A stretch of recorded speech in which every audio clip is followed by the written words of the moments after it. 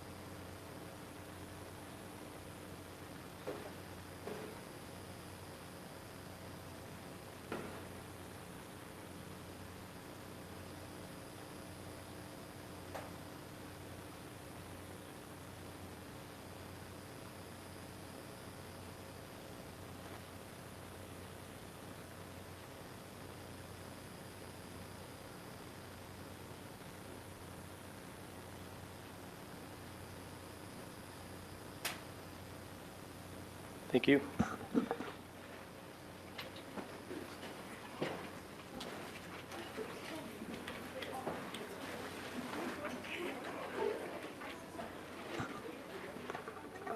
Let's have another hand for our great performers today. Any parents out there? Raise your hand if you're a parent of one of our fine musicians. No parents out there? Oh, they must be somewhere. Maybe they're out there waiting for them. It was a great job, y'all. Okay, may I have roll call, please? Mrs. Greenberg? Here. Mrs. Christensen? Here. Dr. Lim? Here. President Pantera? Here. Ms. Here. Vani? Here.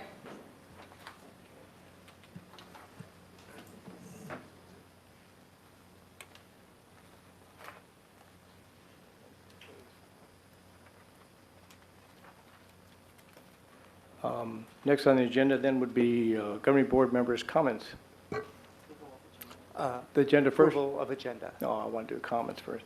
All right, next on the agenda is approval of agenda. Dr. Corson.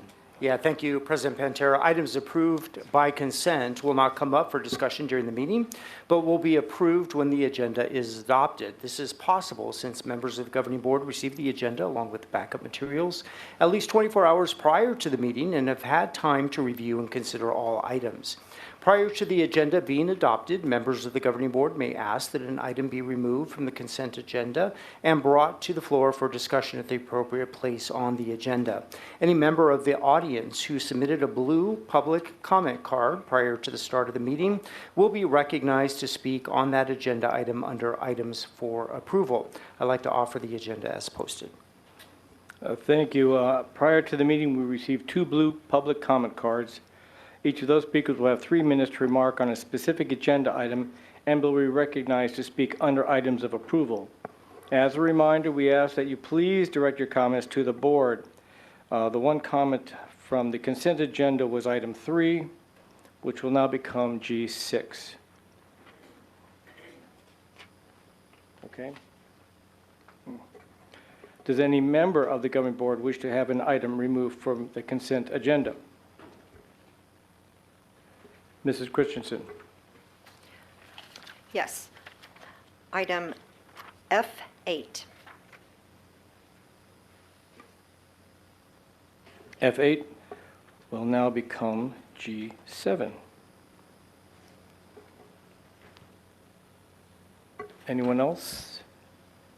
Okay.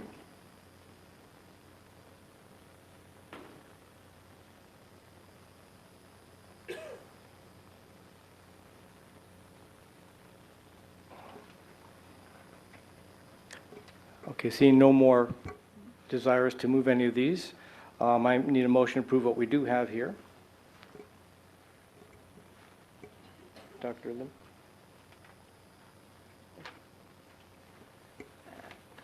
So moved. Thank you.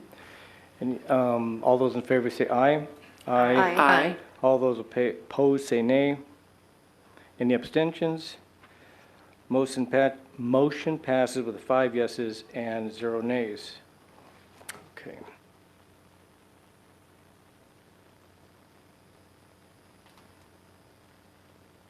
Now we go. Next on the agenda is governing board statements. Would anyone like to go first? Nobody? Dr. Lim? Sure. I'll go first today. So I know it's been a month since Sight and Sound. I can't believe it's been a month, but that, still is sitting in my mind and something I want to talk about. So fourth grade's a big year. When kids move to fourth grade, they can start strings and band. So our Sights and Sounds was very eventful. We ran from space to space, from choir to strings to the art to the STEAM Symposium Awards. So it was a very busy time, and I was very emotional during that time, just seeing what was happening. We have, an amazing teacher, Miss Salter, who's teaching band and strings. We have an amazing art teacher, Miss Brown, and we have an amazing music teacher, Miss Bontrager, which small world. Me and Miss Bontrager went to school from kindergarten through 12th grade and graduated from Shadow Mountain together. It was a very emotional time, but I think the part that makes it so special as a board member is it's emotional for me seeing all the hard work that our teachers are putting in, coming out through the work as our students, is seeing all the other parents there feeling the exact same way. You can see it on people's faces as they take pictures of their kiddos in front of the artwork, or clap for them at the choir concert, or are in standing room only because their strings performance is absolutely packed. But you can see the joy on every parent's face as they thank their teacher, as they're so appreciative. So seeing all the district come together for Sights and Sound and this collective focus, especially on the arts, is just a really special time, and it still sits with me as this really special moment. And I've been going to Sight and Sounds for years. This year felt especially pivotal, seeing so many families so appreciative of being there. So I really appreciate PV's work, really focusing on growing the arts here. Thank you. Any volunteers? Jessica? Wani? Yeah. Go ahead. Thank you. I just want to acknowledge the empty seat here. We lost a cabinet member, and I would like to just take a moment. I know we had that moment of silence, so thank you all for that. I just want to acknowledge her family and her friends and so many of the people that I know she touched here at PV.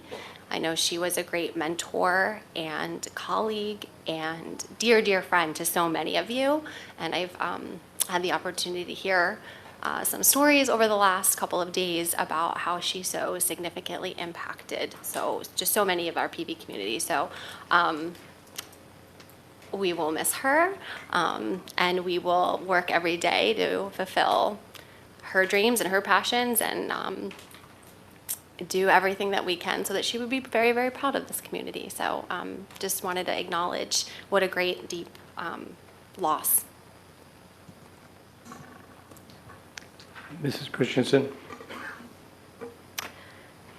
Yes, I want to thank everybody for coming here today, and as we are a constitutional republic, so the board is elected to represent your voice, so I always appreciate when there's people in the audience. I want to say thank you to the parents and the students of Palomino who performed for us before the board meeting started. I was a woodwind player, and I played the clarinet. I think we were all in some sort of band or in grade school. Yes, we're going to perform later as well. Just kidding. I also wrote some remarks because I didn't think I could get through it so eloquently like Miss Wani did about Jean Copen. She was a remarkable leader in this district, and she really carried herself with genuine care and class.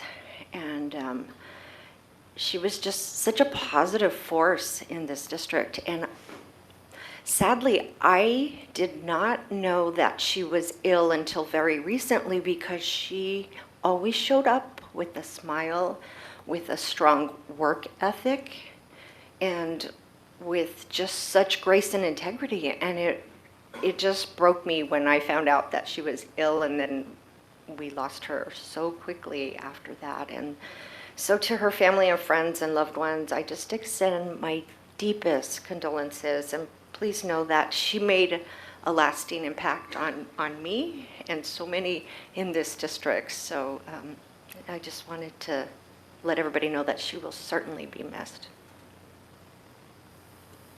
Mrs. Greenberg. Thank you. I don't think I will be as eloquent as my colleagues, but I'd also like to extend condolences to Jean's friends and family, and I know so many of them are here now. I think the impact she made extends far beyond our district. I know many folks in her previous district who were as shocked as we are, and as shocked as we are with her passing. Jean was extraordinary and so incredibly dedicated to students, to education, and her impact will be felt far beyond our doors, but I think we all are, I am glad that we all have that opportunity to share with her in this district. And it is tough seeing that empty seat over there. I'd also like to thank the fact that we don't have 2 empty seats over there, and welcome back Dr. Sweeney for a few months. I know many folks in here have worked with Patrick in many capacities over the many years, and I'm grateful he's here to help support Dr. Corson and the rest of us in our continuing journey of excellence. Thank you. Thank you. I too mourn the loss of Jean Copen. She was a professional, always put the students first. And it was all about the focus of making the district as best it can for our students, and she never wavered from that. I also found out, I knew that she liked singing and karaoke. I never got to sing karaoke with her, but the next time I do, my first songs will be dedicated to her. Okay, just so you know that. You probably don't want to hear that, but be there to hear me sing it, but it'll be heartfelt. Trust me on that. On another topic, last week I was grandpa. I had to pick up my granddaughter from school, okay, to do that kind of pickup thing. And we talked about her day and how the testing was going, because we're in the middle of doing the standardized testing. And I talked about, oh boy, yeah, that's a tough thing, isn't it? She says, yeah, it's pretty tough. But if you give me some ice cream, I know I'll do better tomorrow. And I said, okay, we can work that out. We can do that, whatever it takes. But I remember a friend of mine a couple of years ago when I was still teaching would say to me, oh, testing must be a break for you. You don't have to teach, during the testing time. I said, oh man, no, you're so wrong about that. First of all, I love teaching. It's work, but it's the work you love to do. And testing is, for a teacher, is very boring. You're just like reading a script or something and being a proctor. But at the same time, you've got to keep that level of professionalism. You've got to reach out to your students, the ones that don't care. Oh, it's not for a grade. I'm not going to put much interest into taking this test. Or the ones that are so nervous and anxious about it, you got to try and calm them down. You never let up on watching your students and paying attention to how they feel. And it's just as stressful for the staff.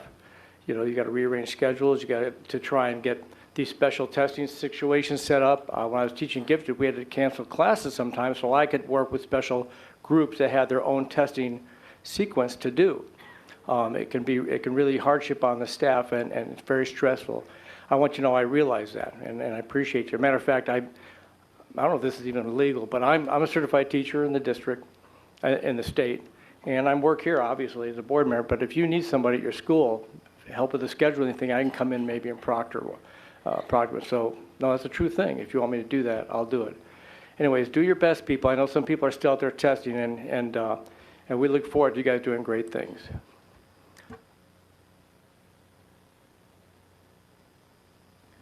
Next on the agenda, oh yes, awards and recognitions. President Pantera, I'd like to invite the governing board to the dais for tonight's awards and recognitions.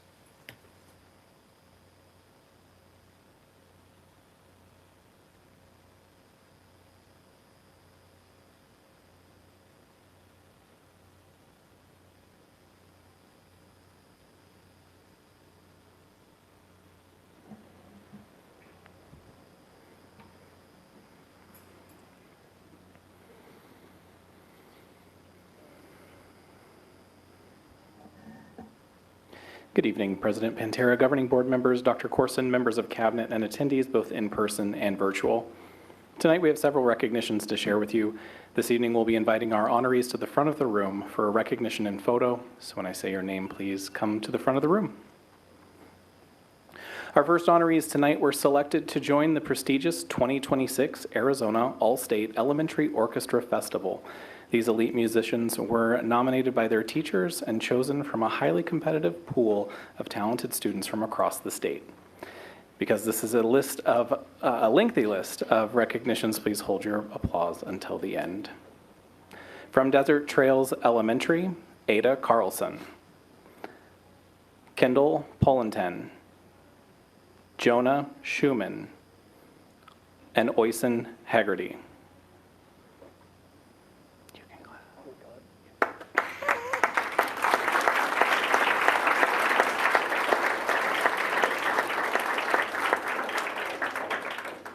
From Copper Canyon Elementary, Ethan Burnworth, Sensita Kurthi, Arabella Harvey.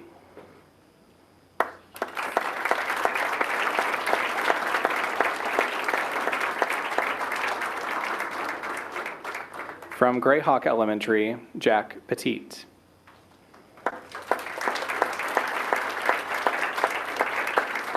From Pinnacle Peak Prep, Blakely Hoffman.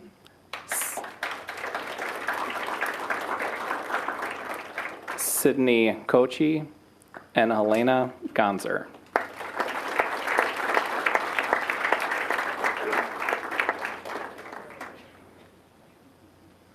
From North Ranch Elementary, Eden Jacobi. And Felix Knopf.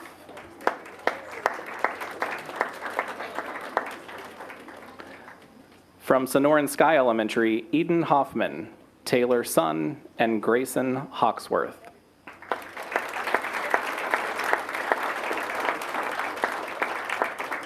From Fireside Elementary, Alyssa French, Mabel Anderson, and Vianne Arya.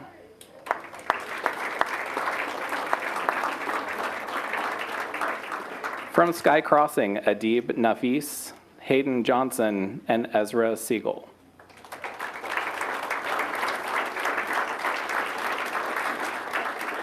And finally, from Wildfire Elementary School, Clara Norgard, Hannah Belfour, and Emily Barron.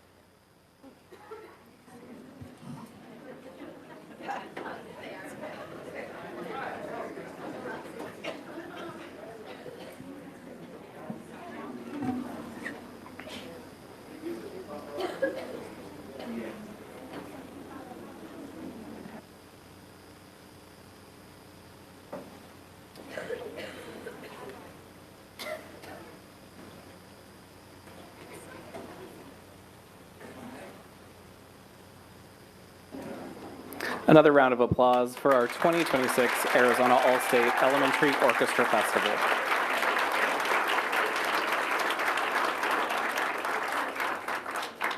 Our next honorees tonight were selected to join the prestigious 2026 Arizona All-State Junior High Orchestra Festival. These elite musicians were selected through a very rigorous audition process and are among the best middle school musicians in the state. Because we have a long list, please wait until the end of the school's names being called. From Desert Shadows Middle School, Maria Shaw.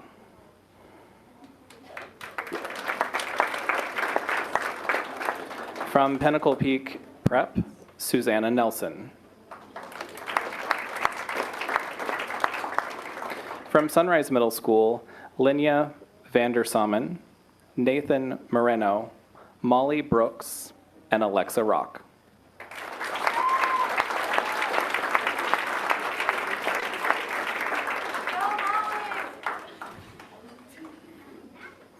From Mountain Trail Middle School, Vikram Thayagu, John Schnatz, Vishagan Vijay Anand, Madhavanth Siva, Samprada Lakshmi, Hayden Fort, Elise Warner, Madeline Acuna Joaquin, and Grace Groinan.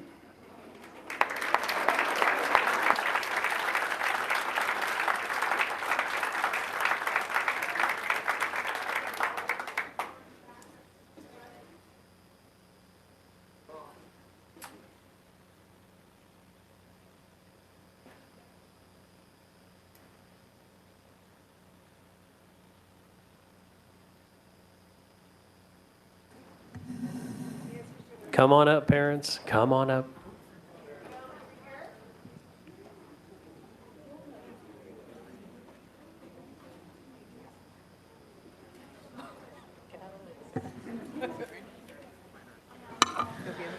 No elbows. No elbows.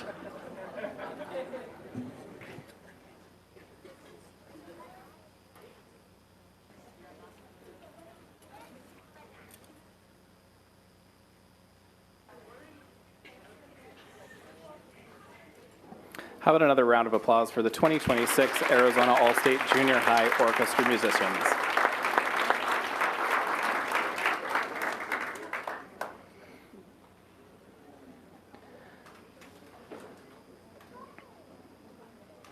Our next honorees were named state champions in the 4th Annual State Mandarin Speech Competition held at ASU. Competing against peers from across the state, these students delivered exceptional performances, earning top awards in multiple divisions.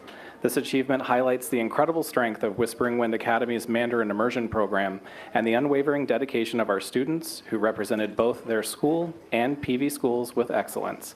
Please join me in welcoming first place winners from Whispering Wind Academy, Donovan Bibi Karamana.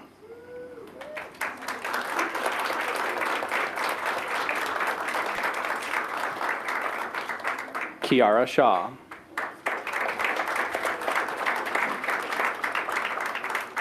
Jackson Keene.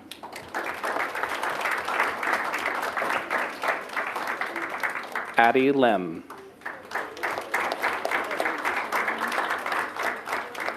Laurelyn Benefiel. And Quinn Sidoff.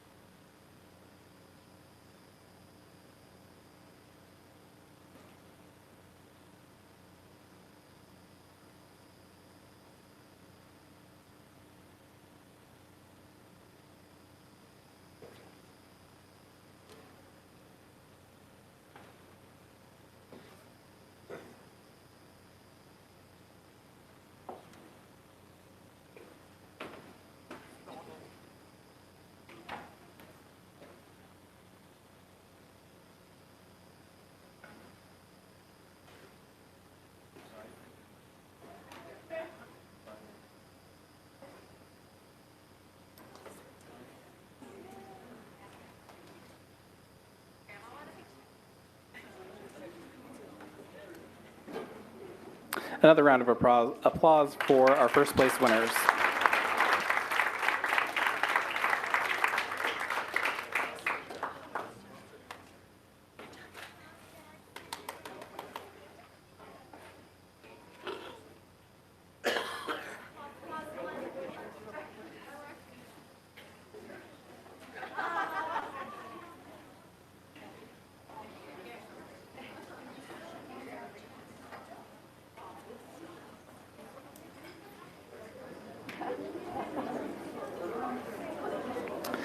Last tonight, but certainly not least, is the recipient of the Paradise Valley Education Association's Recognition of Professional Standards Award for Teachers.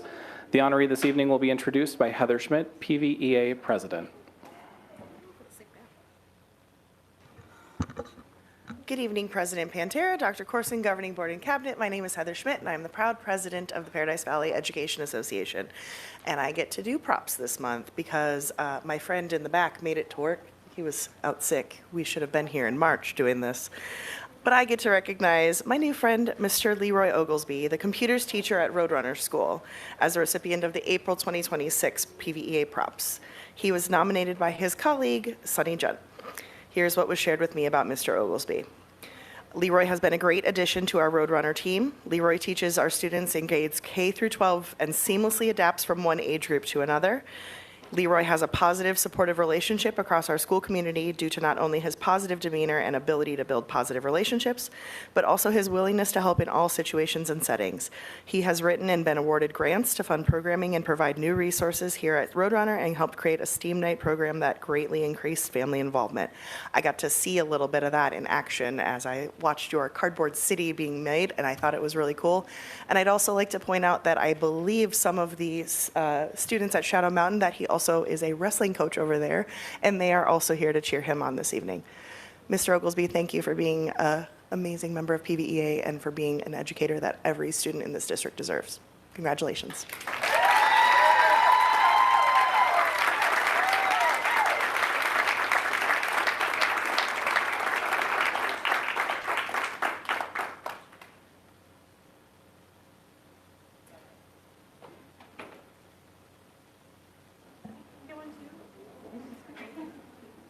We love you, Leroy.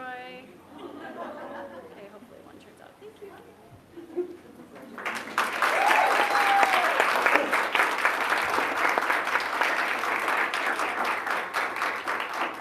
And that, President Pantera, concludes this evening's awards and recognitions.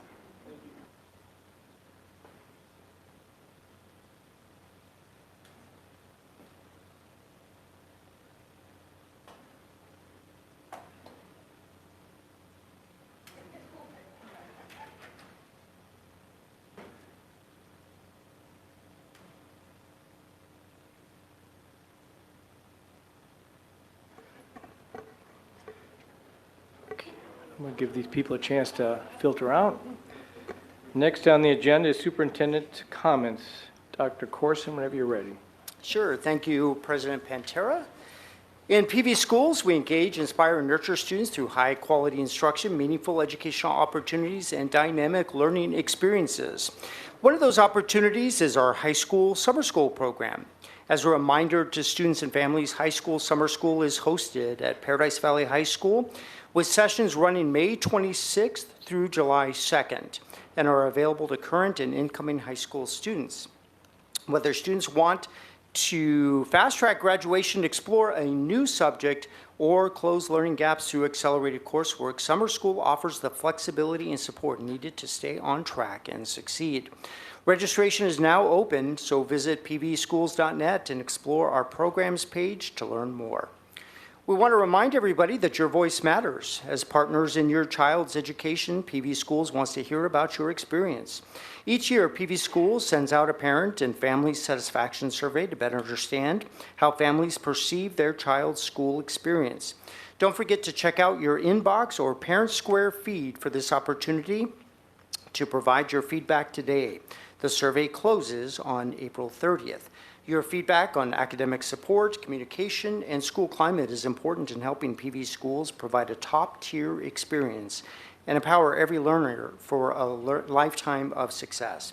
Thank you for helping PV Schools maintain a strong school community.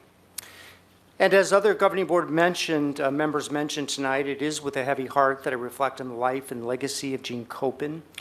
As our Assistant Superintendent of Curriculum Instruction, Jean was truly a cornerstone of PV Schools. Her passing this March after a long and courageous battle with cancer leaves a profound void in our district and in the broader education community.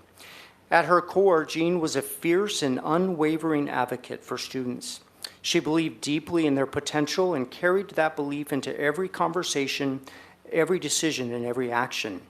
She worked to ensure that every child was seen, supported, and given the opportunity to thrive. For Jean, the work was always about what mattered most, the journey of excellence for every student and the growth of our staff in service of that purpose.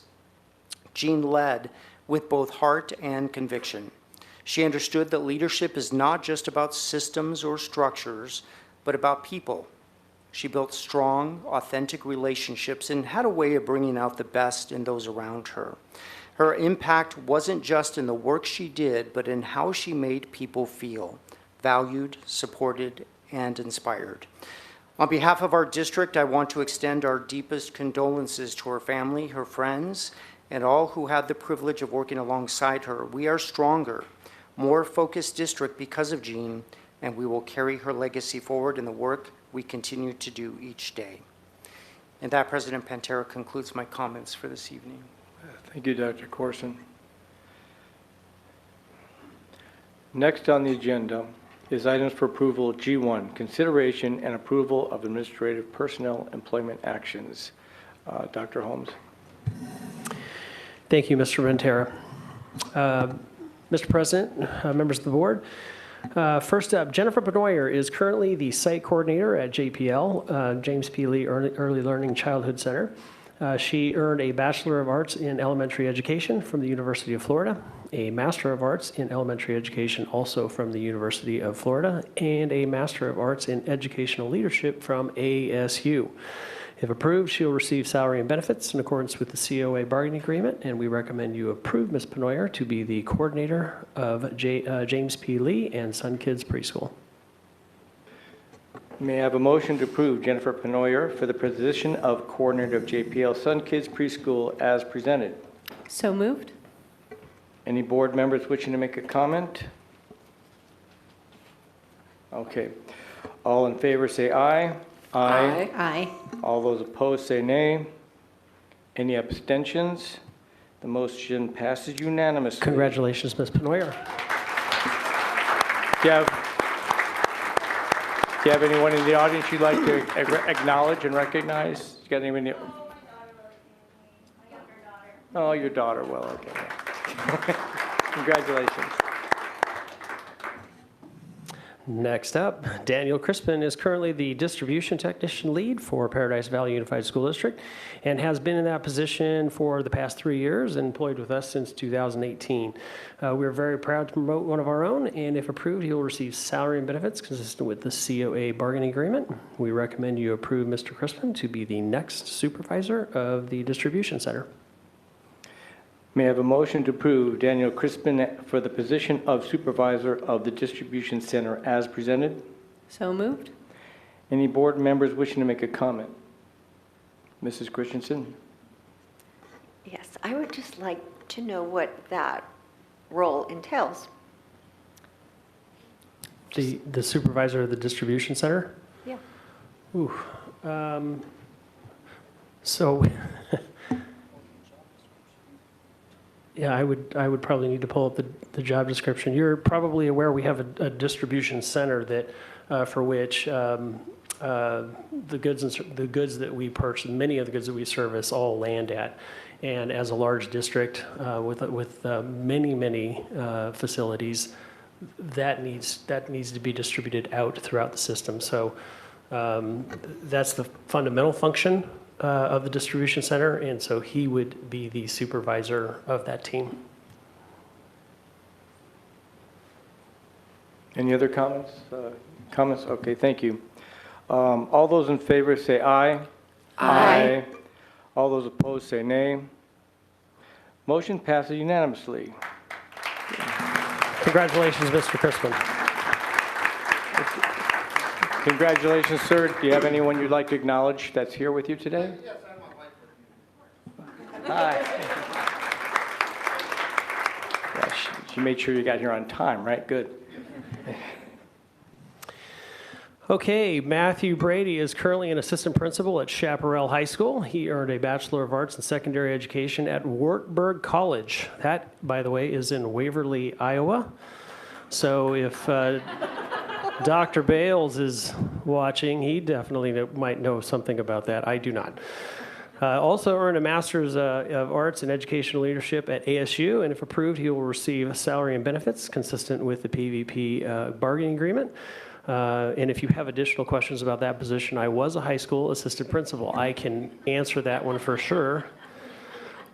We recommend you approve Mr. Brady to be an assistant principal at Pinnacle High School. May I have a motion to approve Matthew Brady for the position of assistant principal at Pinnacle High School as presented? So moved. Any members wishing to make a comment?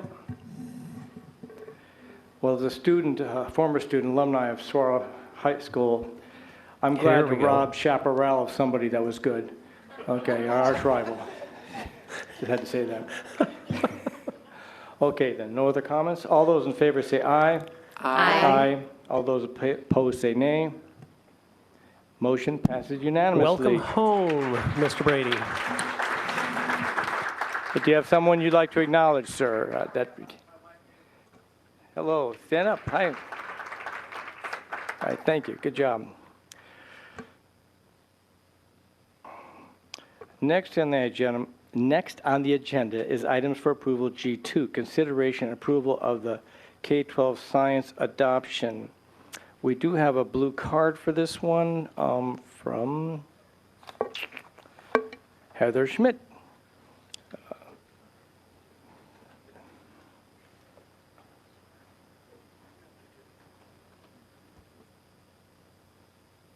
I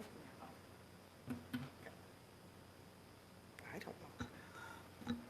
Good evening again, President Pantera, Governing Board and Cabinet, Dr. Corson. Sorry. These remarks are quickly thrown together because this is something I feel a little bit passionately about in my role as the president of the Paradise Valley Education Association. One of the roles that I am tasked with is appointing certified employees to serve on a variety of district committees.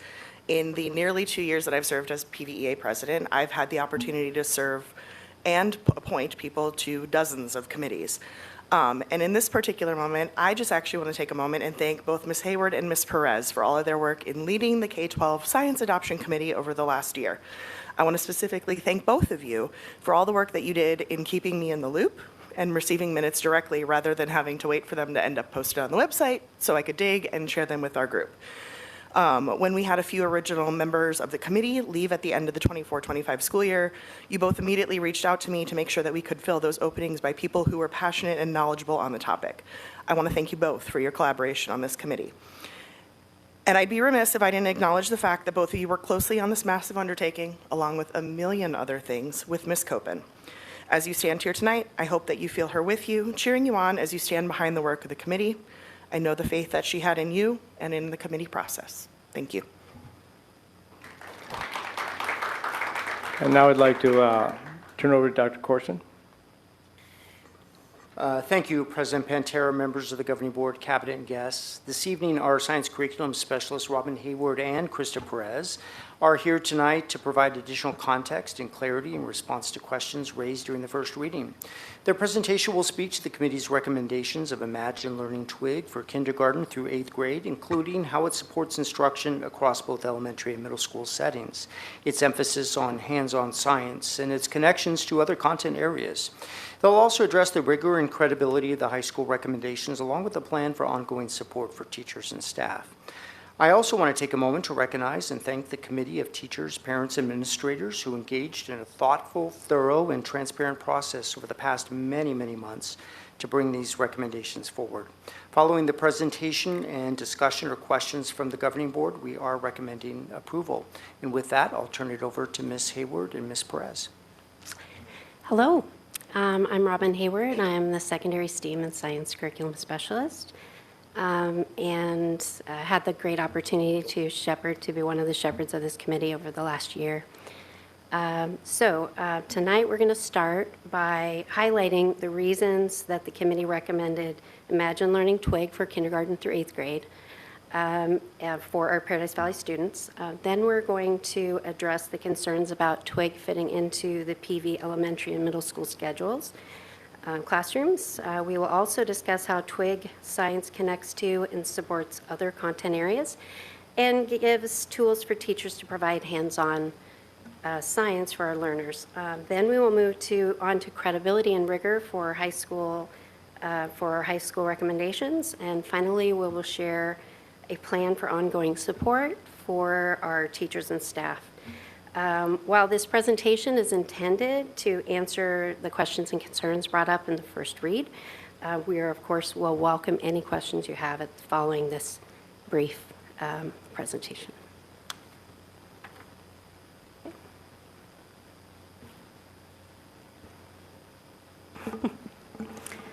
Good evening. My name is Krista Perez, the Elementary STEAM and Science Curriculum Specialist.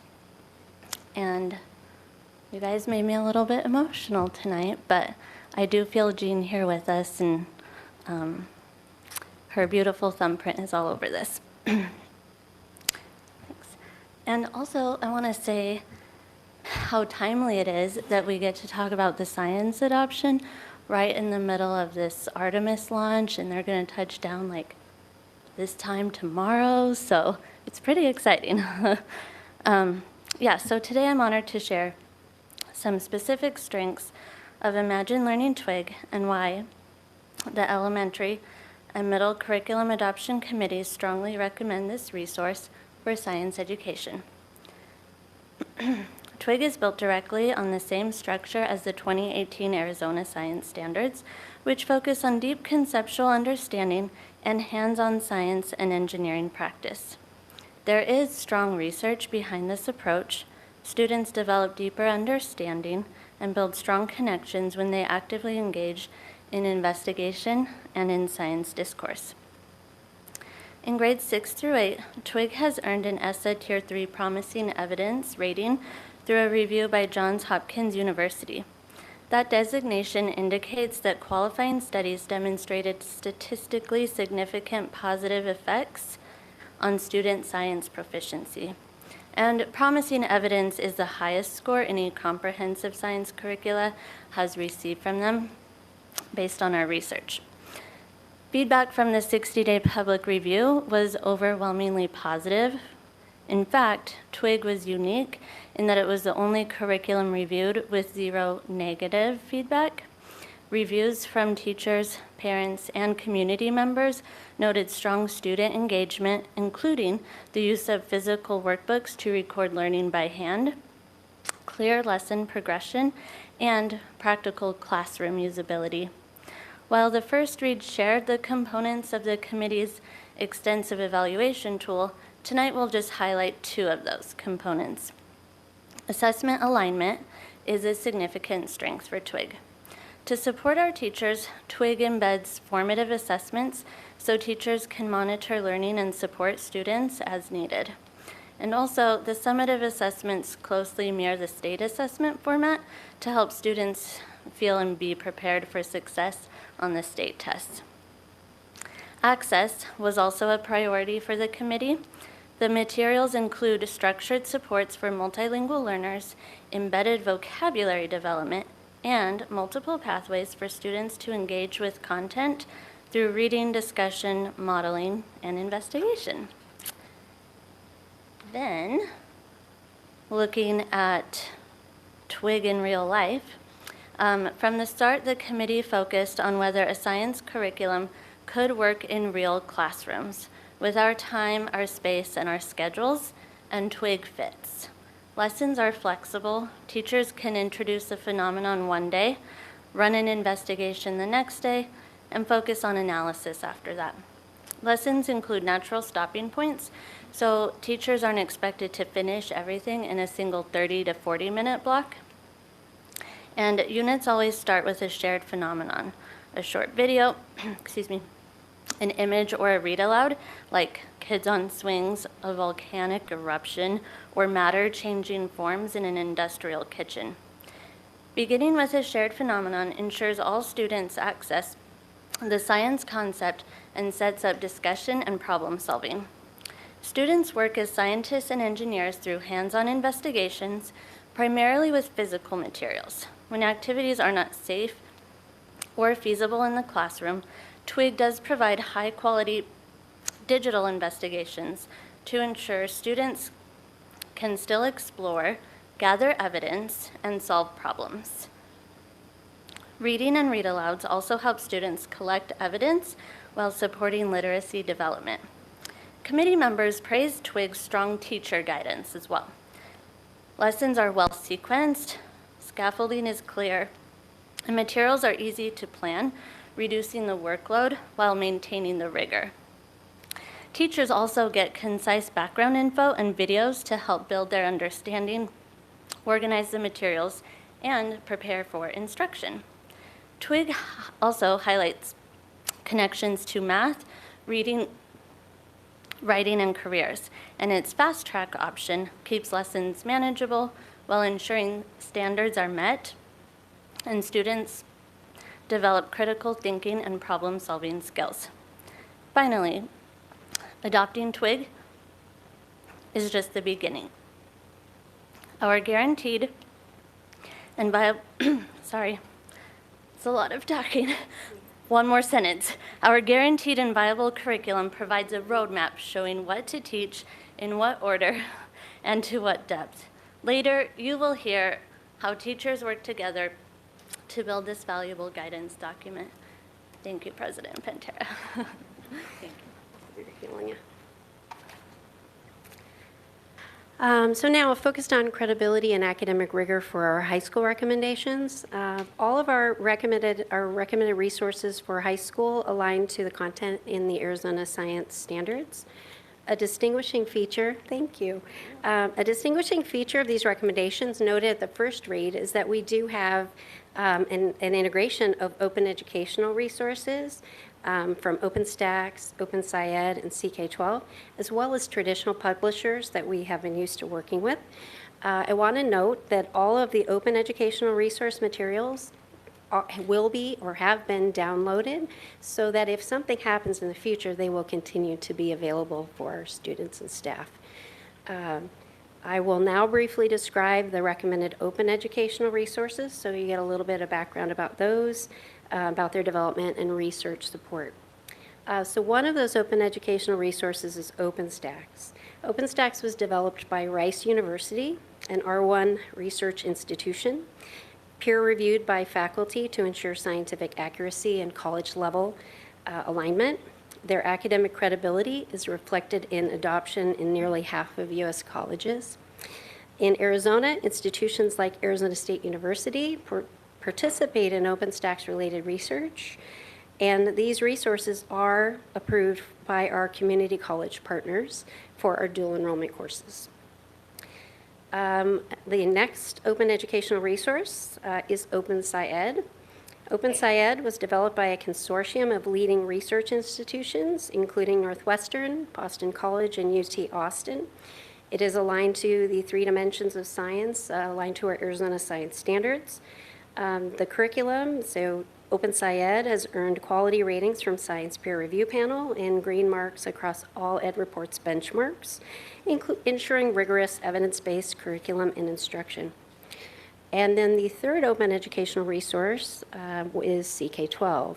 CK12 is a nonprofit that develops free, customizable STEM resources to reduce costs and increase educational access. It was created in collaboration with subject matter experts, PhDs, and partners like NASA. These materials undergo practitioner review to ensure quality and alignment with state and national standards, and CK12 is widely recognized as a comprehensive resource for high-quality, flexible instruction. In addition to those open educational resources, some of our courses, the committee is recommending traditional publishers such as McGraw-Hill, HMH, Cengage, and Savvis, depending on the course. Regardless of whether the course is supported by an open educational resource or a traditional publisher, each high school course is built on students doing hands-on science. In a typical sequence, similar to what Krista described, we have students engaging with phenomena, investigating questions about the natural world, analyzing and interpreting data, modeling what they're figuring out, and synthesizing text from adopted resources to build scientific explanations. Teachers do have the option to provide short readings either text or digital in that case from the adopted resources. And I want to address screen time for high school. Really, within science, screen time should be limited to certain data analysis tools that may be necessary. Obtaining and communicating information, so projects and research, and interacting with simulations that provide virtual laboratory environments. One example I thought of was there is a simulation from one of our supplements that compares a pendulum on Earth to a pendulum on Jupiter. That is not an experience that we can replicate in the classroom. And then based on the board's questions from the first read, we just want to explain a little further some implementation steps, and that will kind of take us to showing this recommendation again. So support begins before next year. So pending approval, we will have summer training where we'll introduce teachers of K-12 to the materials, routines, and expectations for strong science instruction using these resources. The support continues with dedicated half-day in August, additional sessions throughout the year. To ensure consistent classroom guidance, the principals will also be provided with training for what instructional model looks like. And there is virtual and on-demand professional development that will be available to support the implementation as well. On the high school level, our high school teachers are content experts. So I will be bringing together many different groups of high school teachers to build guaranteed and viable curriculum and pacing guides using these open educational resources or the traditional publisher resources. And so we will leverage that expertise to do that. So these open educational resources and traditional publishers, we're relying on them to provide high-quality, academically vetted resources. But our district high school curriculum will be intentionally built by our teachers. Through our guaranteed and viable curriculum process, the high school teachers will map Arizona standards, determine priority learning targets, establish pacing, align selected resources into a coherent district developed roadmap. And then there will be secondary curriculum guidance documents that they generate will include recommendations for appropriate screen time and for students based on the requirements for the standards mastery and what the resource provides. That framework of building our resources is a way that we can leverage the content expertise and maintain course level rigor and expectations. Additionally, ongoing coaching and curriculum specialist support will continue. At the secondary level, I meet with department leaders quarterly and have other opportunities to collaborate with them based on the success of what we had high school support tours this year, that we are expanding that to middle schools next year. So that will be part of the implementation. And then those support tours are really I would work with the department leader to support them, collaborative planning, review student work and assessments, and visit classrooms. And so we obviously be looking at implementation. Now, we would be remiss if we didn't talk about monitoring student learning. So that's where I'm going to end with. So equally important is monitoring student learning, and we can do some of that through the classroom visits. We are well aware of the need to improve student achievement in science. And one way that we can ensure curriculum implementation that is positively impacting our achievement, to connect this investment to achievement, is to continue to monitor using a lot of assessments we already have, in addition to the K-8 TWIG formative assessments. So I'm just going to list some of those that we can leverage for seeing where we're going with learning. So we have the K-8 TWIG formative assessments, we have high school formative assessments, we have high school finals, we have AZ-Sci practice, we have middle school unit tests, that common unit test they all take, and then we do have ACT science, right? Some of those are more of after the fact, and some of those are measuring learning as it occurs. In addition to coaching, support, and monitoring assessment data, myself and Krista will provide structure and resources for school professional learning communities to help them build even smaller little checkpoints so that they can do frequent checks for understanding and to facilitate classroom level adjustments to instruction. And so this presentation and the approval is just the beginning of our work. The goal of all of these efforts is to improve student achievement in science, and that's why we're here. So, okay, so we're revising the recommendation. So the final slide is the reminder of the committee's recommendation. The committee recommends Imagine Learning TWIG for kindergarten through 8th grade. And then as you can see, there's a variety of different resources that are recommended for our high school courses that are listed there.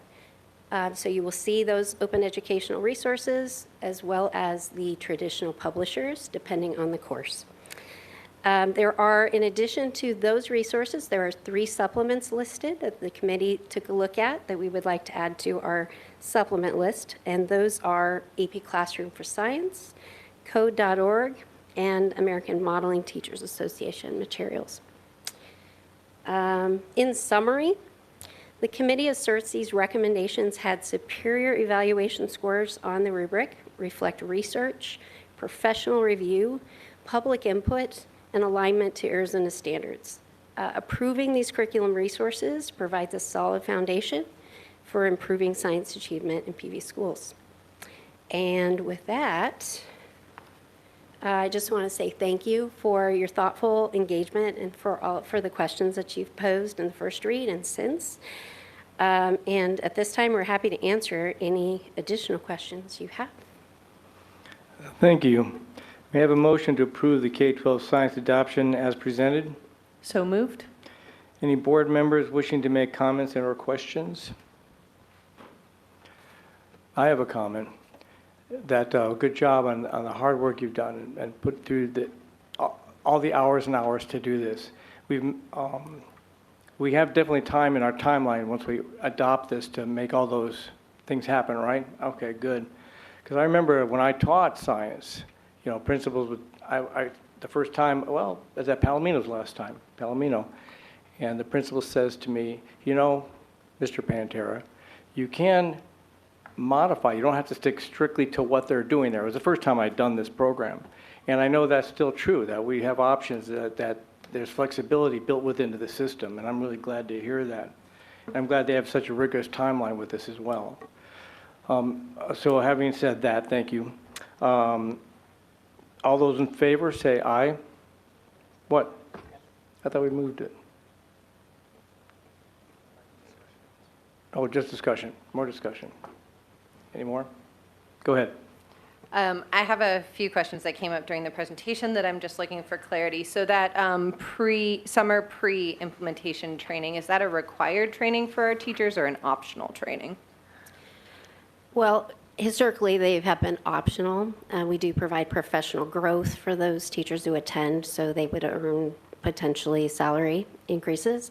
But that's one of the reasons why we will offer the same trainings again before school starts, and then, you know, we will hope to catch everyone before school starts. Yes. Is this a traditional problem we have overall when we adopt curriculums, that it is an optional training at that first point? Okay, great, thank you for that. And then, so looking on that same page, the high school curriculums, so are some of those already developed? So for example, I know there's a PV teacher right now that's currently developing a particular class for the CREST program. Are some of these already existing? We already have a pretty good sense of these, and this is kind of codifying what they're already doing, or are these brand new curriculum development from the ground up? No, these won't be from the ground up. There's been a lot of work that's gone into these curriculum maps over the, especially since I've been in this position, but before. This will be aligning our current resource documents with the new resource, so potentially changing pacing or which standards are covered in different semesters, but also really fleshing out what's in those resource documents. Our committee really asked for, we want more support for our ELL students and our special needs students, and so we've got, you know, kind of a vision for what those work groups will look like, bringing in more not only our content specialists, but also expertise in gifted and in ELL and in special ed to make sure that the document assists, because our classrooms have such varied students in them. So we really need to provide more support. The committee asked for this for new teachers especially, because our seasoned teachers can look at that and be like, yeah, I get it. our new teachers need more, and we will we will provide what they need through that collaboration with our content experts. Great. Thank you for that answer, and that leads to the kind of follow-up question I have. So obviously, we're going to be using lots of multiple open resources. We are doing some national publishers as well. So if we, as we design these curriculums, find that there are gaps in the process of actually implementing this in the classroom, are we going to have to fill that with additional curriculum adoption, or do we think we have enough resources out there that will be able to slowly fill those gaps over time with either the open resources or the books that we're purchasing? I'm confident that, I know through the review of the committee, they were very careful and very thoughtful in those high school courses. And does this provide, as I said, some of these are really, the open educational resources are really online textbooks. So they looked very carefully and weighed it and thought, well, this gives me more than even an AP teacher might need, so that we have flexibility, so it could be used for multiple grade levels. I'm confident that the resources will give us what we need for the content side. I know that we're going to have to build the instructional side for beyond what we already have, just to make sure that we're supporting the instructional sequence, since these resources, some of them are a textbook. Okay, great, thank you. I'm going to double check. I didn't catch the first hand raised. Anybody else want to say something? Comment. Mrs. Christensen. Yes, thank you for your incredible work, and please thank the committees, because I know these take so much time. So thank you, committee people, committee members. I have a couple of questions. First, one was a follow-up for Dr. Lims about teachers. I didn't understand if they're getting compensated, right? We're not just, it's not volunteer work that they're doing extra work? Correct. So generally work around these GVC documents, the Guaranteed and Viable Curriculum documents, is through a combination. If we're providing some training with it, then that will be professional growth, which if they earn enough hours gives them additional, at certain increments, gives them additional salary. There will be some work that is paid through timesheet work, especially when we're asking them to dig into a resource and pull out things for our documents. So some of it will be a combination of professional growth, but if we're asking individual teachers, like outside of the bigger group, to download any sort of resources so they're available offline, then that's generally paid through timesheet, so an hourly pay for that work. Okay, and how do we, is there a cutoff for how, because I'm just thinking about, what different people learn at different rates, and there's strong points, like say somebody's really strong with chem or biology or whatever, and they're learning something maybe that is a little bit different, and they might have to take more time. Are we going to I'm just worried that we're asking our educators to come in during summer, and if they have to spend even more time, I just want to make sure that they're fairly compensated. Yes, the goal is always to, and having been, when I was in the classroom, having been tasked with doing that work, and I can attest to there was flexibility in that case. And I would often come back to, it was the curriculum specialist at the time, and said, I really need more time to dig into this. And it was always flexible. Obviously, there were limits on how many hours you could earn, but I felt well compensated for it. And if I came to that curriculum specialist and said, hey, I could use another 10 hours to fully finish this, that I found that was well received and supported. Okay, good. I just wanted to make sure.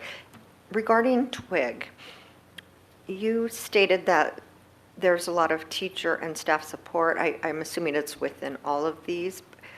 I heard you say that TWIG has assessments and alignment with state testing and access. So is that the support, or what type of support specifically were you referring to? Yeah, thank you for that question. So there is the support with the assessments, but also the support for teachers is it provides a background knowledge of what the students will be learning, and that way teachers can read through it in advance. There's also a lot of teacher prep videos that's just teacher facing to help them know what the students will be learning again, also what materials to prepare. Also, there's a lot of supports on this will help your EL students if your students are struggling with this. We did have in our committee representatives from gifted, special ed, all of our subgroups, and they were all looking very closely for which curriculum will best help teachers so that they don't have to extend on their own or go find extra help. So I hope that answers your question. It does, thank you. You also indicated that there is appropriate screen time, and I'm just wondering if you have an idea of what appropriate screen time would be for K through 6 versus the middle versus high school. What do you consider appropriate screen time for our students? Is there a number or? Yeah, so for K-6, most days students will not be on their own device. There are, like we talked about the phenomenon where teachers will project a video, at max that's 2 minutes. So they'll have that video, and then there are some days where students will complete the investigation online, and there's 20% of the TWIG investigations that are available online. Not all of, so that would be less than 20% of the days, because also many of the days would be discussion on what they did and further investigation. That's for our youngest learners, right? For The K kinder through through 6th grade. Yeah. Mhm. Okay. And And then, I'll speak to 7-8 for TWIG. Reasonable within that curriculum may be 5 to 10 minutes on an average day, unless they are doing one of those investigations where they have to do it digitally. But again, depending on what standard they're covering, one of our state standards is obtain, evaluate, and communicate information. And that's a practice in our state standards where students may be doing outside research. They may be doing a project, and that is where we would see some technology involved. They also are asked at the high school level for that, outside of TWIG, that they would likely be looking at scholarly articles, and those aren't, the teacher could print those, but they might be some that they have to find. So that would be a use. But I would say very little time, based on my review of that curriculum, very little time. There's no explicit time in the curriculum other than a little bit like the video for TWIG, a small video at the beginning, and then perhaps that digital simulation where they have to do it that way because it's not possible to know what a pendulum does on Jupiter. right. Yeah. Moving- As far as high school goes. Yeah. Is that okay? Yeah. Yeah. Are we good for that? All right. So as far as high school goes, I would be, again, I would echo the same thing I said about that particular science and engineering practice. So any projects would be under that obtain, evaluate, and communicate information, science and engineering practice. And, I'd say an average day still would be, 10 minutes, maybe, if they, depending on what the learning experience was. And it might be more one day and less another day. And obviously, if they're doing a laboratory experiment in a high school chemistry class, for example, they will have 0 screen time other than perhaps a screen at the front being used for instructions and safety. Okay, good answer. I like it. Regarding the high school supplements, are the teachers, so you have some listed here, and Dr. Lim alluded to it a little bit. I know a lot of, some of our wonderful educators have been in our district for a very long time, and they have things that they know are true that they like to use. Question, is everybody required to use these supplements, or are there supplements that are not on here that they are allowed to use, like YouTube and things like that? So we went through with Gene Copeman a few years ago. We went through a complete supplement adoption where we inventoried we asked every school to provide the supplements they were using, and then the curriculum specialist vetted those using a rubric, and we had a full committee that opted for those to be added to a dashboard. So that's just the background. Yes, the teachers have multiple other supplements that they can use that are on a dashboard so they can easily search it and see if it's approved, if it's a board approved supplement. These 3 supplements are not required for use, although AP Classroom is required for AP teachers, because that is just, that's one where we realized in our dashboard that AP Classroom was not specifically as approved for science, even though we know the teachers have to use it. So we're wrapping that up. We realized that wasn't there. Yeah, so any other questions about the supplements? No, There are plenty of and supplements. And I appreciate your very thorough answers. Just the final is not really a question, just a comment about, and we had this conversation a couple of months ago about trying to reverse our really high level of digital strategy, because a lot of countries have done 180s on that, including Sweden, Finland. There's a lot of studies, the Netherlands, and just heavy use of technology it actually brings their achievement scores down. And, I do understand we're in a very tech environment now, but especially for our youngest learners. So I do appreciate that they're not going to be on screens all day long, and thank you for answering all my questions. Dr. We just ask Esquire if Lonnie. you really want to make it a Esquire Wanting, yes.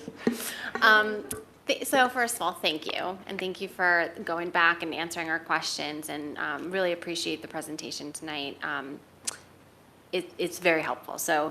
But we recognize it was also a lot of work, and so thank you. And thank you to the committee members, of course, as well, for all of their hard work and dedication.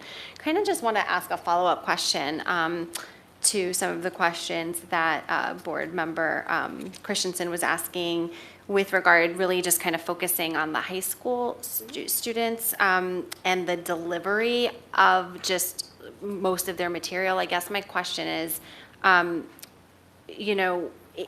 if we're not giving textbooks out to all kids, I'm just trying to understand how are they reading the materials? So I guess on a screen, how is it then moved into slides? Is it depends on the class, depends on the teacher? Well, that answer really depends on if we're referring to our traditional publishers versus our open educational resources. So you are correct. We are not purchasing physical textbooks. We are purchasing digital licenses, although we will have a limited number of physical textbooks should the need arise if we have a student that doesn't have access. So as far as how they will access it, a lot of that is we will provide guidance in the guidance documents, but we do leave that up to teacher discretion a lot of times, and it may depend on their instructional priorities at their school. Schools may be focusing on close reading, and so they will those schools may be pulling those resources and having students mark them and read them in a particular focused way, while others might give small readings. But the idea is these resources, whether they're open educational or traditional publishers, if they are really a textbook, they're meant to provide the connection to the investigation that they've done. So to solidify the content after the experience, and that's what the goal for them is. Okay, so what I feel like I'm hearing is they're not read 30 minutes of this material. It's meant to be, these are the instructions, now go do the thing, come back, what did you find? And it's much more hands-on engaging, so we're not delivering material in that same sort of way. Absolutely. And having, I mentioned the support tours, and having been to every high school for the first 3 quarters, for the 4th quarter we brought them all together for a collaboration and goal setting. But for the first 3 quarters, I can say that I did not see a teacher give a long reading, not once. I saw little short readings. I did not see a teacher lecturing for 30 minutes. I saw little bits of interactive lecture with discussion. And I saw, all sorts of amazing instructional strategies. So I just look forward to working with those teachers to, build these documents. Yeah. I appreciate that. And, just to give some context, some of my questions come from, I have kids in the district, right? And I know it's fluid, and we're all also learning and growing as technology plays a larger and bigger role in our lives.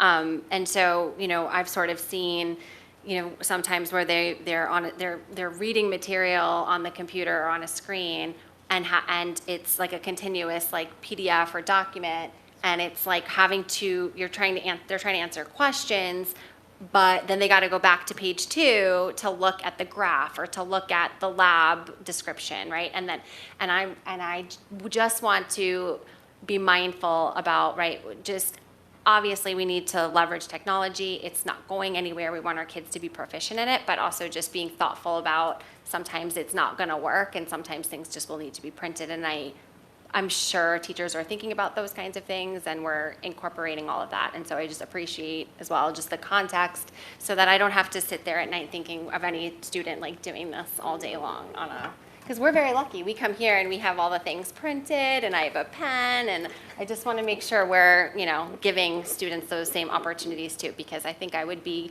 getting a big fat F in most of my classes if I didn't have the option a lot of times for this. So thank you. Yeah. Any other comments, questions? Mrs. Greenberg? Yeah, just a comment, because I think the questions have been incredibly thorough, but I also want to thank you for being incredibly thorough. And I think, taking the big picture look at this, I appreciate the evolution of curriculum adoption, having sat here for a long time, that was the very first committee I ever sat on before I sat on this board, was a curriculum adoption, and it's looking at the books and seeing what's going on, and that was it. There were no online options that we were using, et cetera. What is fascinating to me is how flexible the mingling of technology, et cetera, allows us to be. But I also just want to say, I appreciate how integrated this all is, and how you got so much input on what we have here. And just looking at it, I mean, I can remember back to when my oldest was in high school, and there was no Physics 2 AP, but there was a group, he and his friends who wanted to take that Physics 2 test, and they went and they, did a little study group and got a little bit of help from their physics teacher, and they all did great on it. But that's not the way everybody can do it. So I really appreciate that we have this, and that as we know, things change year to year, and we can't use books that are 7 years old anymore. And I appreciate the fact that we're able to move past that with what you've presented, but have presented that mix. So that's what I want to say. Dr. Lim? So I do have a few more questions. I wanted to give people space to ask those questions. I just kind of want to follow up some of the stuff that you guys presented on earlier. So kind of thinking about how science is taught in the classroom and things like that. Obviously, we have models for how we're teaching them, and I want to make sure when we're doing an adoption, it's actually going to fit into kind of the framing and how we think about education taught, at least in the early childhood learning. So right now in the district, in K through 3rd, we split social studies and science in a 30-minute block.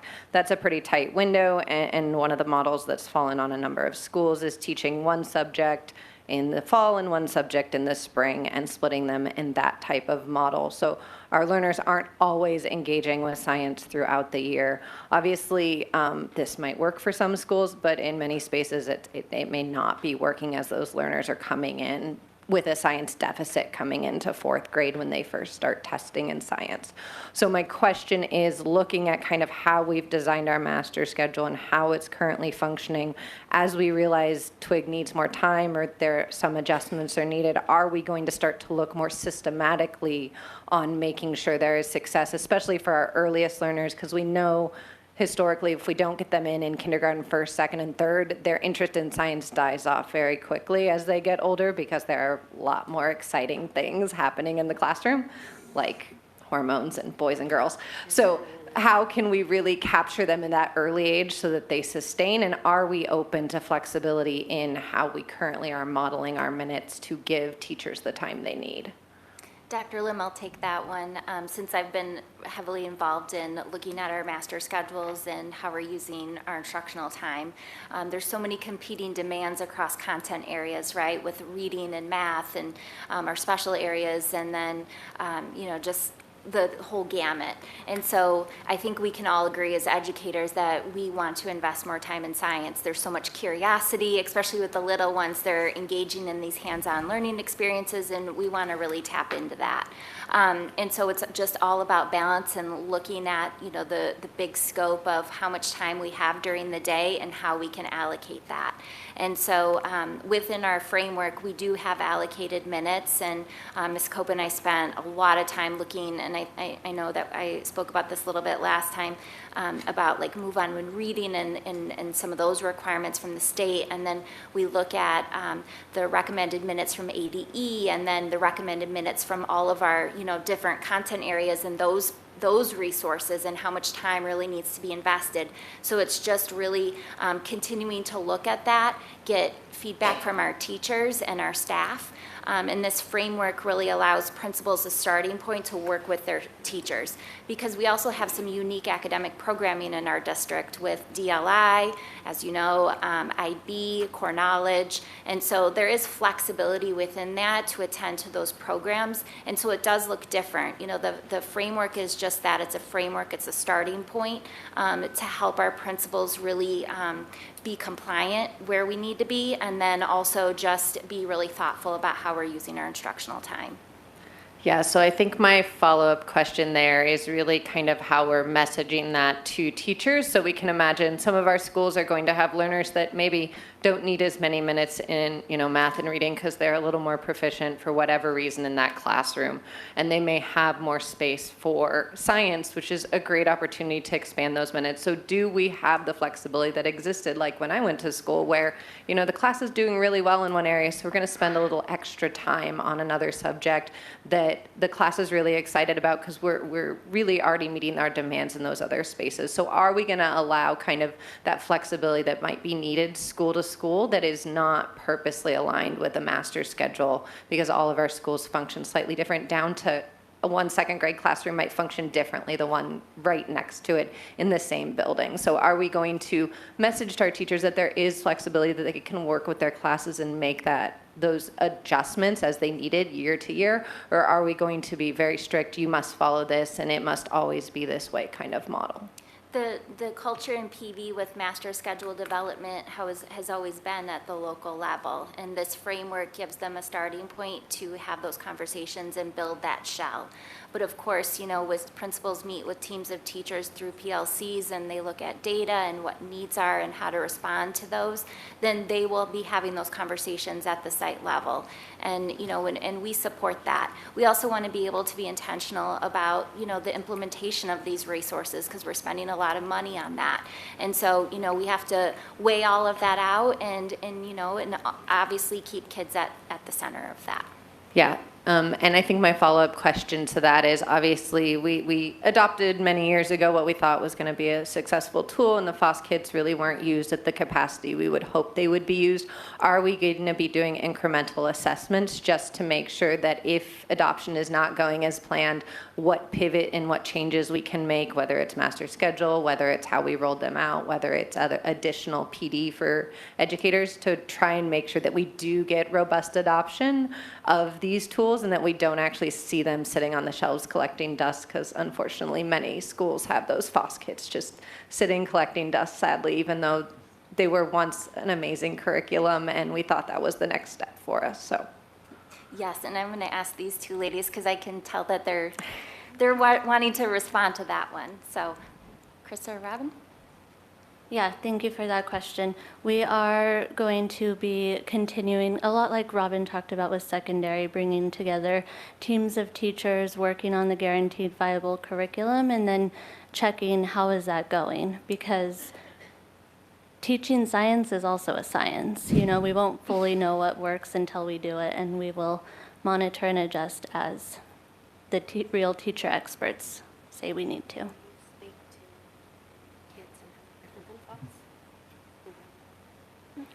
Would it be helpful if Krista talked about the kits themselves and how they compare to the FOSS materials? I perhaps? think that would probably be helpful. I have seen some of the resources in the back and stuff, but it would be great to have the comparison because obviously we did that adoption. We expected the FOSS kits to go well, and they haven't been utilized at the capacity we'd hope. So maybe why these kits are going to be different and easier for our teachers to utilize would be great to unpack a little bit more for me. Yeah, for sure. So one thing right away is just the aesthetics of a clear tote. You can see what's in there versus something that looks like an old composition book. But if you open the drawers, you do see treasures inside. So with this one, you can see right off the bat what is there. There's also very clear and color-coded inventory sheets. So that'll be on, I haven't fully decided yet, probably right on the side of the box. So that will be very quick and easy to see. In grades kindergarten through second grade, yes, through kinder through second grade, they have one box per unit, and each of those grades have 4 units. So that's 4 boxes total. And then in third through 6th grade, same thing, but they also have what they call the essentials kit, and that includes things, I always use beakers, for example, but you know beakers you will use in Unit 1 as well as Unit 3. So those kinds of things are just very easily organized in that one area, and then you pull out the stuff for the others. Does that help? Yes, thank you for that clarity. Yeah, thank you. I mean, if no one else, I do have one more question. Okay. I think my final question is thinking about this adoption all the way down to kind of the specific classrooms. I think my question is when we're looking at our special education classrooms, especially when they're teaching multiple grades, what is that going to look like for them having access to resources, and what type of material are our special education classrooms getting? Because they may need materials below grade level because their students aren't at grade level, but they might have learners that are actually above grade level but have special needs for being in their classroom for other reasons that might need material above grade level, on top of them teaching multiple grades typically in those special education classrooms. Yeah, thank you. That's a really good question. And when we've been talking to the people who are experts in that, I just get so overwhelmed thinking they have to plan 3 lessons for math, 3 for ELA, 3 for science. That's a lot. So kudos to them for sure. For kinder through 6th grade, in the, we'll say the structured 1-2 class, they will have the teacher editions for both 1st and 2nd grade because they will know what needs to be taught. So they'll have the physical teacher editions, and then they will have access, same access as every student to the physical materials and the notebooks in the grades that's appropriate. Great. So I think my follow-up question is if they need above or below grade level, will they have access beyond, say, 1st and 2nd, say they need the kindergarten material or they need the 3rd grade material? Because our special education learners could be double exceptional. They could be there for very specific reasons that are not, so they may be above or below grade level, technically. Yeah, so that'll be a learning process for me and all the people that work on this too, and we'll work on that. There are digital teacher editions that all teachers will have access to all grade levels, and if they need additional support with the physical books, we'll make that happen and the materials they need. Okay, great, thank you. Yeah, it seemed to me when I was looking over the materials, there were tiered sections for different levels of students in each grade level on the way up. Is that correct, right? It's right in there, right? Okay, thank you. With the scaffolding. And then I would just note that these materials are downloadable, and that is very unusual for a curriculum company. So we could, if we needed to, if we couldn't purchase books, we could download them and print them for individual students or teachers. So yes, as she said, they'll have access to all of the teachers' editions, all of the student digital materials, even offline. So they will have access. It's just a matter of how many of the physical books will be purchased. Any other comments? Questions? All right, I'll call for the question now then. All those in favor of adopting the science curriculum as presented, say aye. Aye. Aye. All those opposed, say nay. Motion, any abstentions? Motion passes unanimously. Thank you, ladies. Thank you for your hard work. Yay! Oh my gosh. Thank you.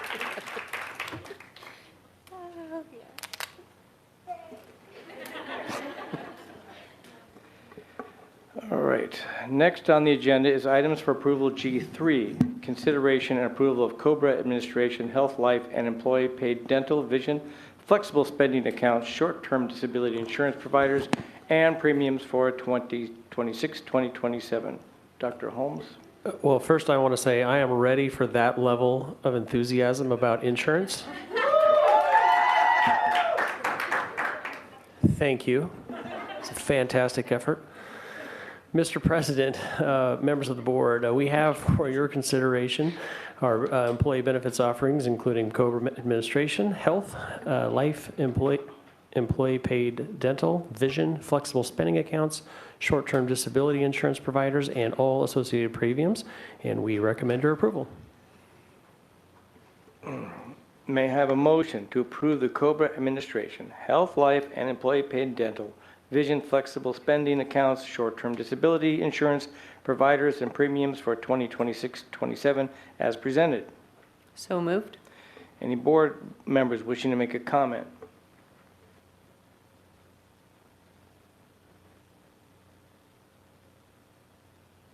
All right, then. All those in favor say aye.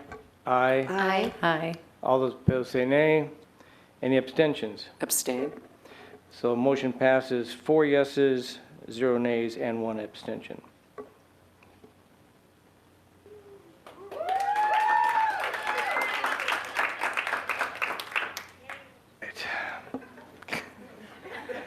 Insurance, yeah, man.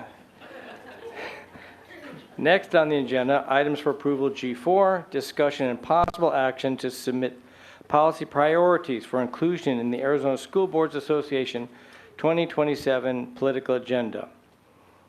At this time, review the agenda items asked for the board discussion of priorities. Are you reviewing them?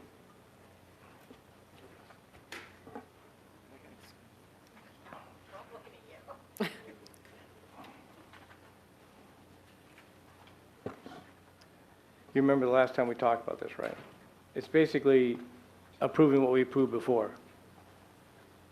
Okay, anybody want to talk about this? Are we ready to take action? Yes, go ahead. Okay, I don't think it's necessarily approving what we approved before. I mean, I think it's what we grouped as a group last time. well, but we're allowed to go through and, Yeah, we can revisit all these things, that's correct. yeah, okay, well. That's what we're doing. I did. I can give you my top 5 priorities if you would like them. I don't know if Sure. anybody wants to take notes, but, so going through the 2026 political agenda, what I found interesting, and I won't take a lot of time, but if you went to ASBA's website, they actually have put up the political agendas for the past 10 years. And I found it fascinating. I sat on some of these committees, and quite honestly, I chaired the committee that the 2016 agenda came out of, just to sort of see the evolution of the agenda over the last 10 years. It's grown a little bit more. It's also become more focused in terms of putting things under topics as opposed to it used to be on a timeline. We basically had session-specific, short-term, long-term, and how that built, but that changed a couple years later. So it's just, I have found it interesting to see what has kind of stayed over the last 10 years. and what perhaps has been worked on. But with that in mind, the 5 that I picked as priority is under adequate and equitably fund district schools to national median per pupil spending was the second one. Second bullet point, which is provide consistent dedicated source of base funding based on a most recent cost study that equips all Arizona public schools with adequate support to address the academic, social, and emotional needs of its students, including, and then there's a very long list of items that are there. I actually wrote rationales if we want to use them. And I think this, helps ensure that we do have consistent sources of funding and allows districts to budget more effectively and improve fiscal sustainability, stewardship, and transparency. And there's more to my rationale. The other one, the second one is still under this, and it's the 9th bullet point, which is in the second column, which is eliminated unfunded mandates and administrative burdens, because I think they add, additional budgetary stress to districts and other governmental entities, and they deplete other resources, including staff time. The third one I felt was appropriate, was under the next category, which is preserve, respect, and strengthen local control. And that would be, it is the 8th bullet, it's the second one in the second column, which is oppose any legislation that intends to lessen or curtail the legal authority of locally elected school boards, including their authority to approve curriculum. And basically, I think ASBA kind of pulled this one out as an example, and I like the rationale, so I won't repeat it because it's 8 o'clock. The next one I thought would be good is under require public account, is under improve outcomes and opportunities and outcomes for all students. It's the second bullet point, the second column, which is oppose regulations, policies, and restrictions that overburden or unreasonably penalize educators and support staff as they educate and care for students. Our educators and staff are professionals, and they work tirelessly, and we need to support them and not overburden or put restrictions in how their classrooms and schools function. And particularly in knowing what's some of the pieces going on in the legislature right now, some of what's being considered, I also think that we should be opposing things that, for example, potentially target our educators and staff when they may be, for example, exercising their First Amendment rights on personal time. Another one I thought we should prioritize is the first bullet point under require public accountability and transparency for taxpayer dollars spent on education, which is establish financial and academic transparency for all institutions, individuals who accept public funds. And I won't read more into that, but that one may be one we've talked about before. Those are my 5. I'm sorry, Ms. Greenberg, but I got the last 4, but it took me a while to find my paper. What was the first one? The first one is the second bullet point under the first category. So it's the provide consistent, dedicated source of base funding. The first one? Under adequately and equitably fund district. The very first one there. The second bullet point, which is the provide consistent sources. Oh, the whole list that we have there. Yeah. Okay, thank you. Those are my 5. All right, what else we got here? Who wants to go next?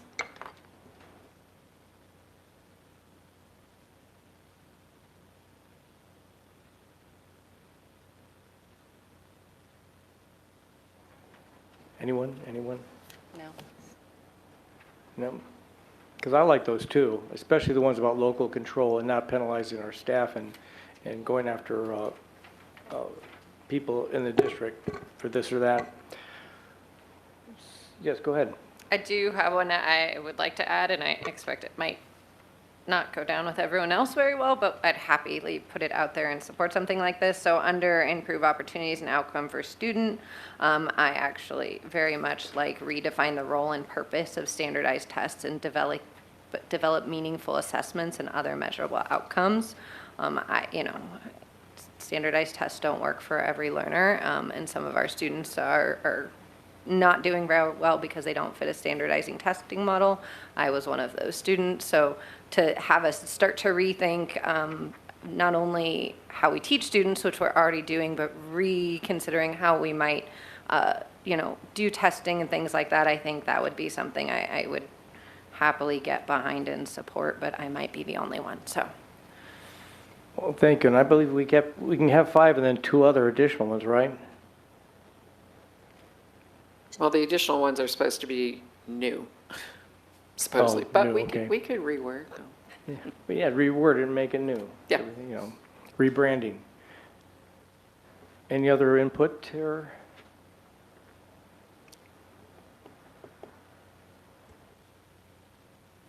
I mean, I'll just say I support what my colleagues have put on the table, and I do not feel the need to add more. I always have trouble with this because I like all these things, right? But we have to prioritize them in, okay. So we could just agree on these 5 and rebrand the one about testing, or rebrand a different one? What's your thoughts on that?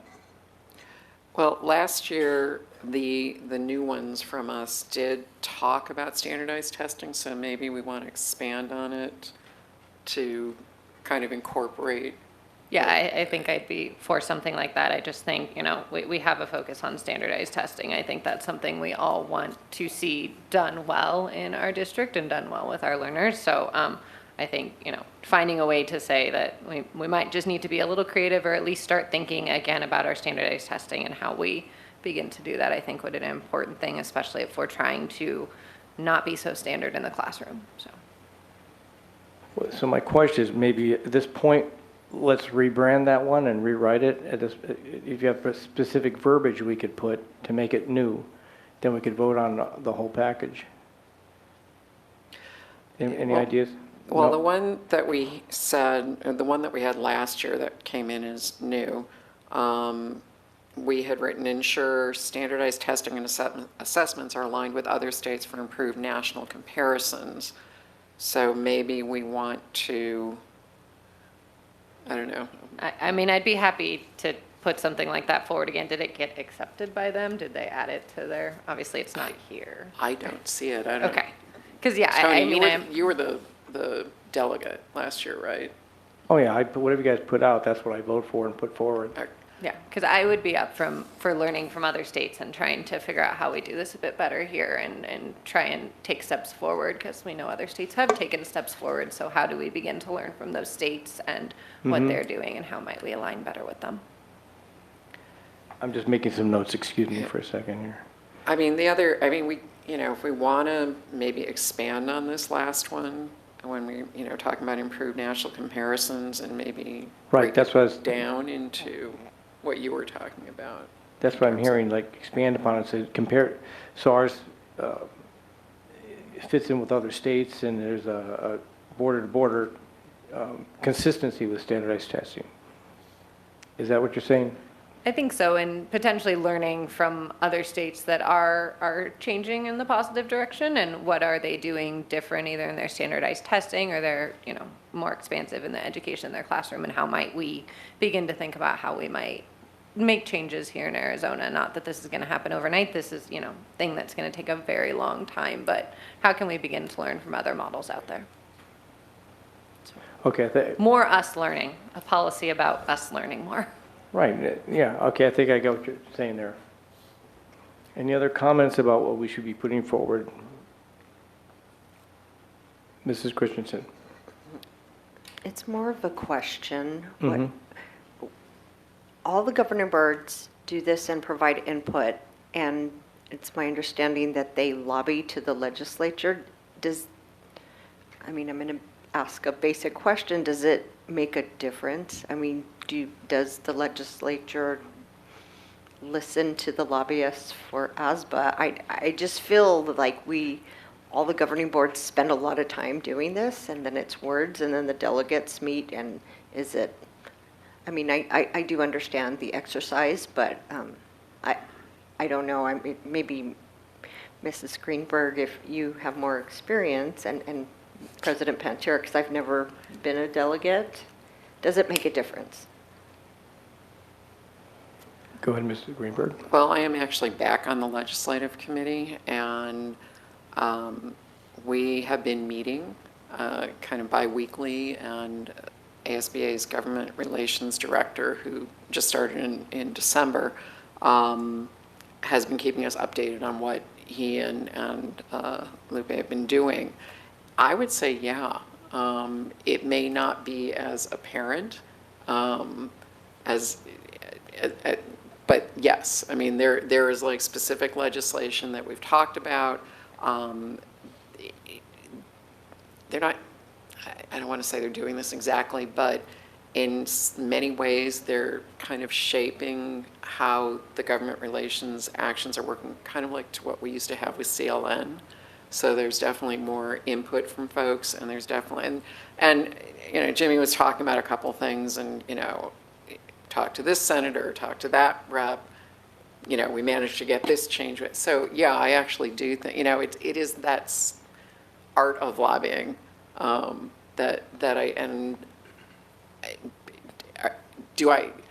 I couldn't tell you how successful, but it does sound like there are successes, definitely.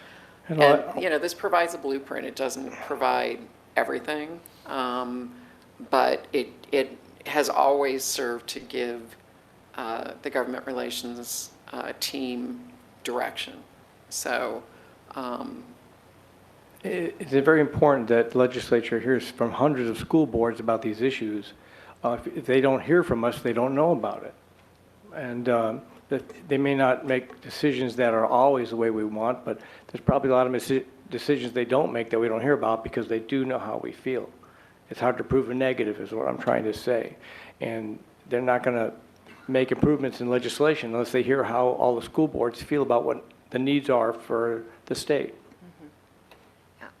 So just for me personally, I never feel that my voice is ever heard in any of these because I don't really align with a lot of what ASBA pushes. So it just, for me, it's kind of a moot point, and I feel like it's an exercise in futility, but I do understand what you're saying, and school boards tend to align more with ASBA and their beliefs. But yeah, thank you.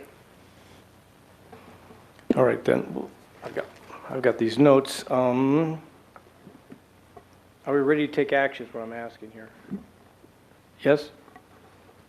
May I have a motion to submit the priority issues for consideration for the 2027 Arizona School Board Association 2027 political agenda and designate Mrs. Miller to enter the submission on behalf of the governing board as discussed? So moved. Any more comments people would like to make on this?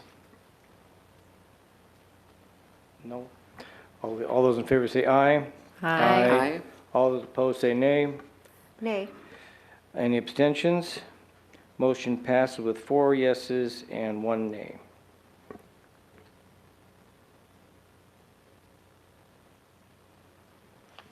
One of my favorite parts. Next on the agenda is items for approval G5, acceptance of gifts and donations. At this time, I would like to thank all of our donors and call out a few of our generous donors. Got a list right here. For example, we've got SunTech Concrete, which donated $1,500 to Boulder Creek Elementary School. Those are for items for Mrs. Kubi's classroom.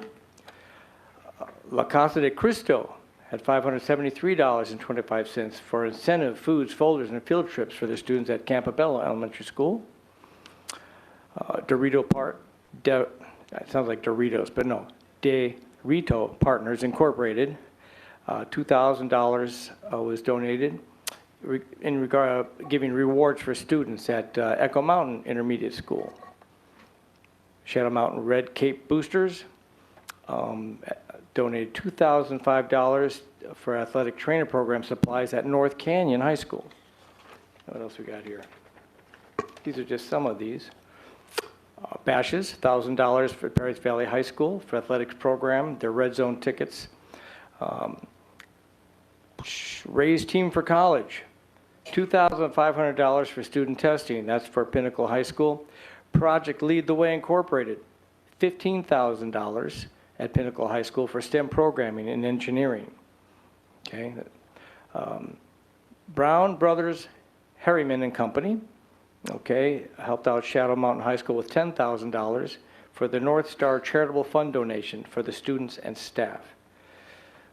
The Thunderbirds, $1,500 for the boys golf program at Shadow Mountain High School, and $1,000 from Odyssey Operations Incorporated. That was a school salute winner for band program, $1,000 at Shadow Mountain High School. This is just a few of the things our community members are doing to help our schools, and we really appreciate them. Again, I would like to thank our donors for their generosity. May I have a motion for the acceptance of gifts and donations as presented? So moved. Any board members wishing to make a comment? Okay. All those in favor say aye. Aye. All those opposed say nay. Any abstentions? Motion passes unanimously.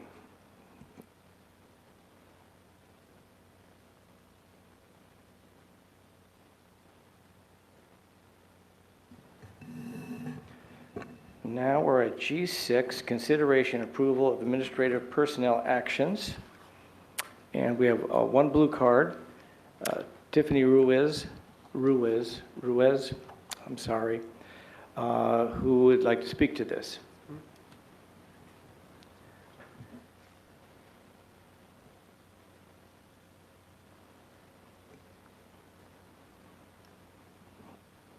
Sorry, it's Ruiz, but you're fine, you were close enough.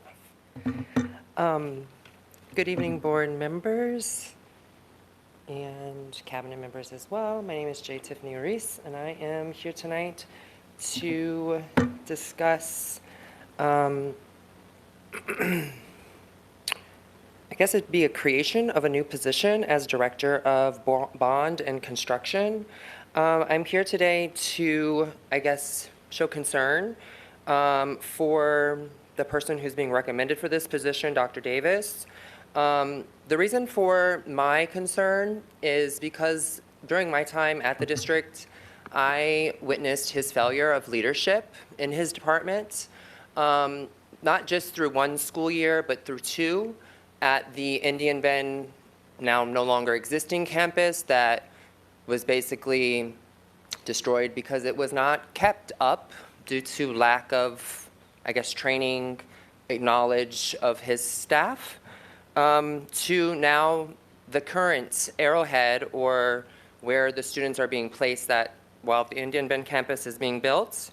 For months, we reported to his department that we had brown water that we were serving our children with.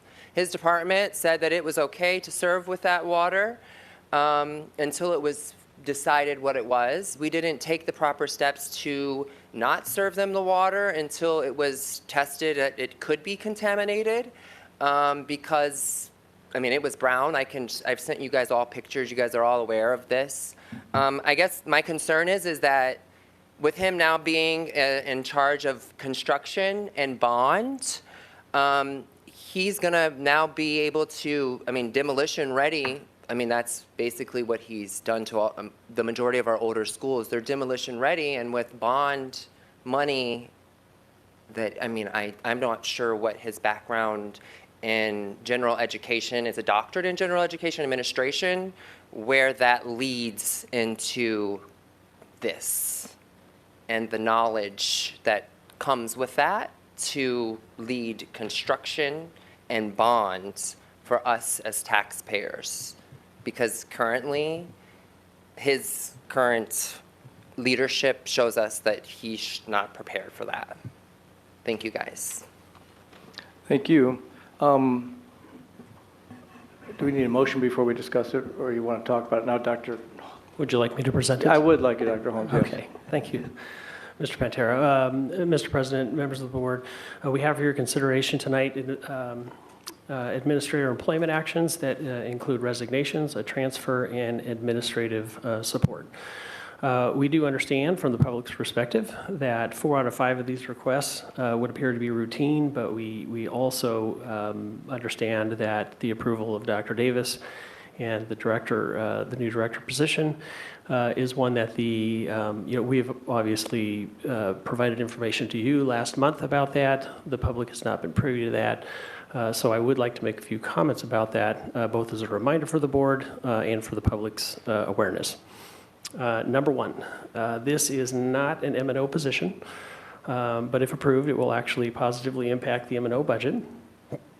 And second, this does not represent an additional administrative position. This is effectively a reclassification of an existing COA administrative position from supervisor to director. And we'd like to do that for a couple of reasons. One, we want to elevate this position to have greater decision-making authority, especially that it is the largest budget that any director would manage. And second, I would share with you that we actually do have a gift in Dr. Davis in that he is a little bit more specific to his experience. He has been a school principal at 4 different schools in 2 different districts. And then most recently, before coming back to Paradise Valley, he was the assistant superintendent of operations in Buckeye Elementary before coming to his current position as director of maintenance operations here. So he has quite a bit of experience in this area. And I would also share with you, this would not be something that the public would be privy to, but I will tell you that within our organization, he is highly respected as an exceptional leader. And, specific to this role, he's quite frankly a bit of a unicorn in that he has the operational side experience paired with the school level experience. So if you can imagine, the day-to-day of a principal is not just instructional leadership. We like that to be their primary focus. But they do spend quite a bit of time walking the school with their custodial staff and having to, be a part of, understanding what needs to be done physically on their campuses. So he's had that experience in addition, to leading at the district level. So it really is a unique set of experiences that he has that would be very difficult to find. And by the way, on your experience, Dr. Davis, because I know you're just 25 yards over there, did I get that right? I got it right? Okay, I was winging that a little bit. So I want to say thank you, Dr. Davis, for your leadership. I know, especially among our leaders, you're very appreciated for the work that you do. And then finally, I would also share that in a presentation a little bit later this evening that I think is probably important for the board's consideration, we still are low in overall administrative spending compared to our peer districts, and that's something that Ms. Berrigan will share in her presentation in just a little bit. Thank you. So we need a motion before we discuss this. I move that we approve consideration approval of administrative personnel actions. Do I have a? So moved. Thank you. Any comments or questions from the board members? Dr. Lim. Yeah, so thinking about, by no means any of the conversation I'm about to have is any indication about Dr. Davis. We know he is an excellent person. All of this is around questions around the change in this administration role and kind of why we're doing this. So, so that being said, my question leads with a comment into a question. So as kind of our enrollment numbers drop and we are in a budget deficit and we are no longer in a growing continuous housing growth district, we really aren't in that space. Do we really have more bond and construction projects than we did 5 or 10 years ago to really justify this change at the administrative level? I would tell you, the amount of administration that we're committing is not higher than other areas in our operational areas. But we certainly do have to have, as I stated earlier, this would be the largest single budget that that a director would manage. We really do need somebody that can manage with foresight the expenditures of those dollars. We are very, very fortunate to have taxpayers that support our bonds. And so if we're going to be good stewards of the monies that they are providing us to improve our schools and create better learning environments for our students, it's our belief that we have to have quality leadership in place to do that work. And that is the role that we are proposing. I'm not sure you actually answered the question I asked. Let me, I guess, rephrase it a little bit. I'll see if we can get there. So kind of thinking about this kind of in the role that Dr. Davis is doing right now. So where is this role sitting and who is doing this right now? Are we on an island where no one's doing this work, or is Dr. Davis doing this work right now as we speak under his current director role? We currently have a supervisor of bond and construction that reports to him as the director of maintenance and operations. So that person is currently making all our bond and construction decisions? No, he is not. So, He is managing quite a bit of that work, but he does report to Dr. Davis. but Dr. Davis is currently doing that work under his director role. We're just adding another I'm just trying to understand why we need this additional director position when he is already in a director's position. Go ahead. So in some of the information we had shared with the board, first of all, we talked a little bit about the fact that this is a similar structure to what other districts are putting in place who have bond programs that are similar in size to ours and in some cases even smaller than ours. When we can focus somebody at a director level over this type of work rather than a supervisor level, we can add additional responsibilities, additional expectations in terms of the management or the oversight of projects rather than sourcing that out to third party or sourcing that out and actually having a contractor oversee the work. So for example, sometimes now if we have to do an HVAC project, Dr. Davis doesn't have the time to oversee that project, and so sometimes there's a contractor overseeing that. That's an additional cost to the district. So part of it will be in that Dr. Davis will be able to do that work if we free him up from the other responsibilities under the current position. So what you're saying is that there's a savings in the M&O right off the bat, but there's an additional savings in that we don't have to hire these other subcontractors to do some of this work. There would Out be of some bond, yes. additional savings out of bond. Thank you. Any other comments? Mrs. Christensen? So that doesn't make sense to me if he's already doing the role and you're saying we're not adding a role, and the question from Dr. Lim was who's doing it now? So I'm hearing that nobody's doing it now and we need it because I didn't hear the justification. Are we going to increase enrollment by 10,000 students and we're going to have to build new buildings and construction? I'm not following. So So maybe to clarify, we currently recognize it as 1.5 FTE that support bond currently. And with this change, it will still be 1.5 FTE. Okay, so we're not adding an additional role, is what I'm Correct. hearing. We're reorganizing. We're reorganizing. But, Yes. so I still don't understand who's doing the work now. So between Dr. Davis and then sometimes when we have a project, like I gave the example of an HVAC project, but we have probably like last summer, for example, we had 350 projects throughout the summer and throughout the year. Some of those, a third party has to manage those because Dr. Davis doesn't have the ability or the time to do that.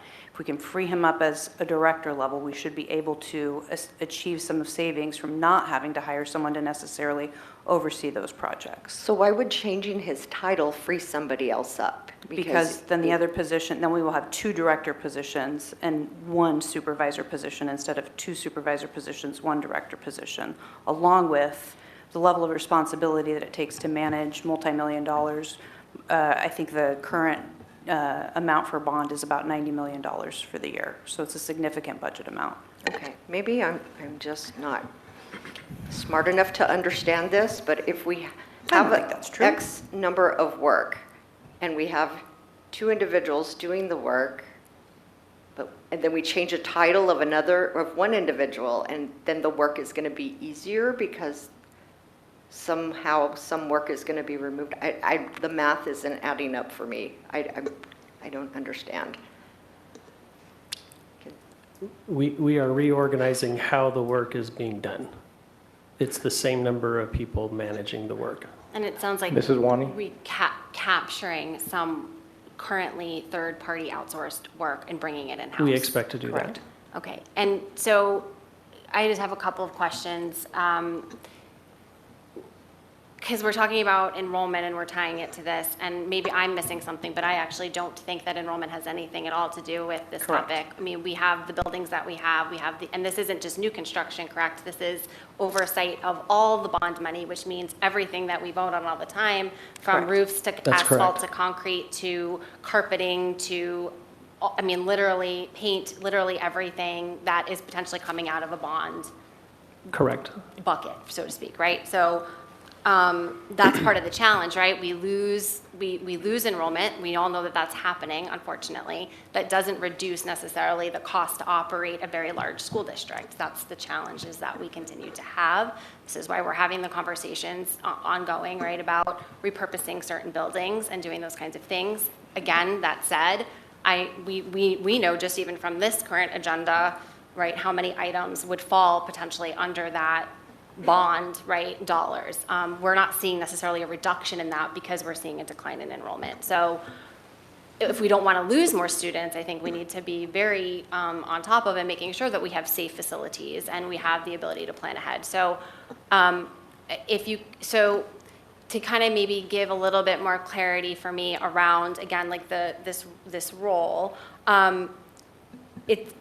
will there then maybe also be the opportunity for, and what's the title again?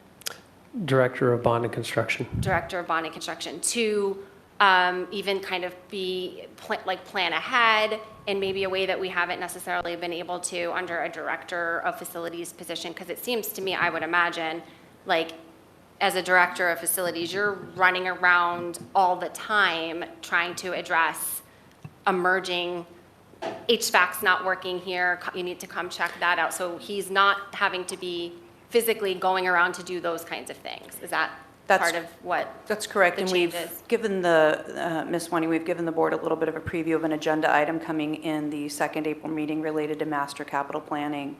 And, one of the things I most appreciate about Dr. Davis is his forward thinking. And I think that comes from his time spent on school campuses and understanding the importance of a well-maintained building and how that can just make the day run more successfully for the staff and students that are located in our schools. And that master capital planning will help ensure that moving forward, the schools that we have remaining are in the best possible shape. So that would be an additional thing that we don't have right now. Correct. And I just also want to highlight, I've heard at least, I think this board in a lot of different areas and spaces ask for proactive thinking, right? Like long-term, so we don't feel like we're having to react all the time. So I actually want to say thank you because I feel like this very much addresses for me an ongoing concern, right? That I recognize is not, it's not anybody's fault, right? At the end of the day, we have the resources that we have and people are spread very, very thin. And I think this is a very great solution. And I really appreciate the solution. And I really do feel like it addresses something that maybe not necessarily specific to the operation of our buildings that we've talked about, but to me, that's a huge piece of this puzzle as we move forward to talk about master planning, school designated purposes, programs, all of these other things. So that I think that helps me really sort of understand a lot more the roles. And so we would have Bond and Construction. Bond and Construction, Director of Facilities. Director of Maintenance and Operation. Maintenance, thank you very much for correcting me. And then do we keep the supervisor? No. One supervisor. One supervisor. So there's two supervisors. Yes. Correct. We have one in for facilities and one for bond. Okay, so Construction. now the supervisor does both of those and reports? No. The supervisor will continue to have responsibilities in the facilities area, and there will No longer need to not do the be bond. a supervisor of bond and construction, because we are effectively elevating that to a director position. Because ultimately what we see here, if I'm trying to make it very simple for the board, is that we are seeing an opportunity to reorganize the way we manage that we believe will be more effective for the overall operation without adding additional FTE. And paid through bond dollars? Yes. Mrs. Greenberg? Yeah, that last piece was the other piece I wanted to bring in, which is, we have continually asked Dr. Corson and Cabinet to come up with ways to, save money and bring down the red. This is one of those ways. By creating this position, it will be paid by bond dollars, and what is that savings that we're looking at? Yeah, 95? I believe it's $93,000. $93,000. $92,719. Thank you. I think that's by simply reorganizing in the way we That's correct. are. So I appreciate that. I appreciate that another piece of this is that it opens up a new administrative position. As much as I enjoy that Dr. Davis is back, he's not going to stay forever. And I appreciate that this provides yet another opportunity to bring somebody in at a director level and train them and have that administrative capacity. So to me, this is a win-win. And I want to thank everybody for coming up with this, this piece of the solution to help reduce the red, as well as continue to have Dr. Davis provide his expertise and oversight, and potentially increase savings in other areas if we're not using third-party vendors to the extent we've had to. Thank you. Yes, I too think it seems like a fiscally responsible thing to do to help our budget move along. Any other comments here? Any more any more comments, questions? Dr. Lim. Yeah, I guess, maybe any other year, this might be something I would probably be supportive, but given the cuts we're asking for our schools to do right now, as they constantly are asking to strip back their specialists, their certified staff, and work at the bare minimum and do so many extra things, it feels kind of disappointing that we're changing our administrative footprint at all at this moment, given that we're asking our schools to do so much. So at any other time, this might be something I'd be interested in considering, but given the cuts that we're asking our schools to do at the deficit that we currently have, it's just not something I feel good about or a change that I really can stand behind. Mrs. Christensen. Yes, and we need to really concentrate on dollars in the classroom and focusing on how we can increase achievement. We're losing reading specialists in Title I schools. We're losing families because they're complaining that the teacher ratios are too high at schools like Sandpiper. We spent multiple millions of dollars on a school that has fallen under 500 enrollment, and it seems like we're still governing like we were 20 years ago when we were growing. And the other thing I want to mention, it does not matter what bucket it comes. I do understand that there's different buckets, and while we're not using it for M&O, it's all taxpayer dollars. So whether it comes from bond, whether it comes from M&O, it's still taxpayer dollars, and I do understand that the overall budget that we look at concentrates on what comes out of that other bucket, but it's kind of a little bit a slap in the face to taxpayers to say that, well, it's a savings because it's an increase in the dollar amount, but it's coming from this bucket versus this bucket. So I'm having a hard time with that. And then Mrs. Greenberg mentioned something about freeing up to bring somebody else in, so maybe I misunderstood you, but it's my understanding that we're not adding any staff. So That's correct. Can you explain what you said about freeing somebody else up to do a different role? Maybe I misunderstood. Well, what I'm just you said. saying that in creating a director position, we are creating, I think we're expanding our administrative capacity and bringing, whether the ultimate candidate brought forward is internal or external, that's a different level than a supervisor. And who knows where, folks go on from there, but I think that's a expanding leadership capacity by moving this into a director position. I don't know if I explained it. I think I'd want to, say that part of what we're trying to do is give the board confidence that we are constantly thinking creatively about, how we can spend our dollars in the most efficient ways. And you're right, Mrs. Christensen, we do have, different pots of money, and they have different uses and different legal uses.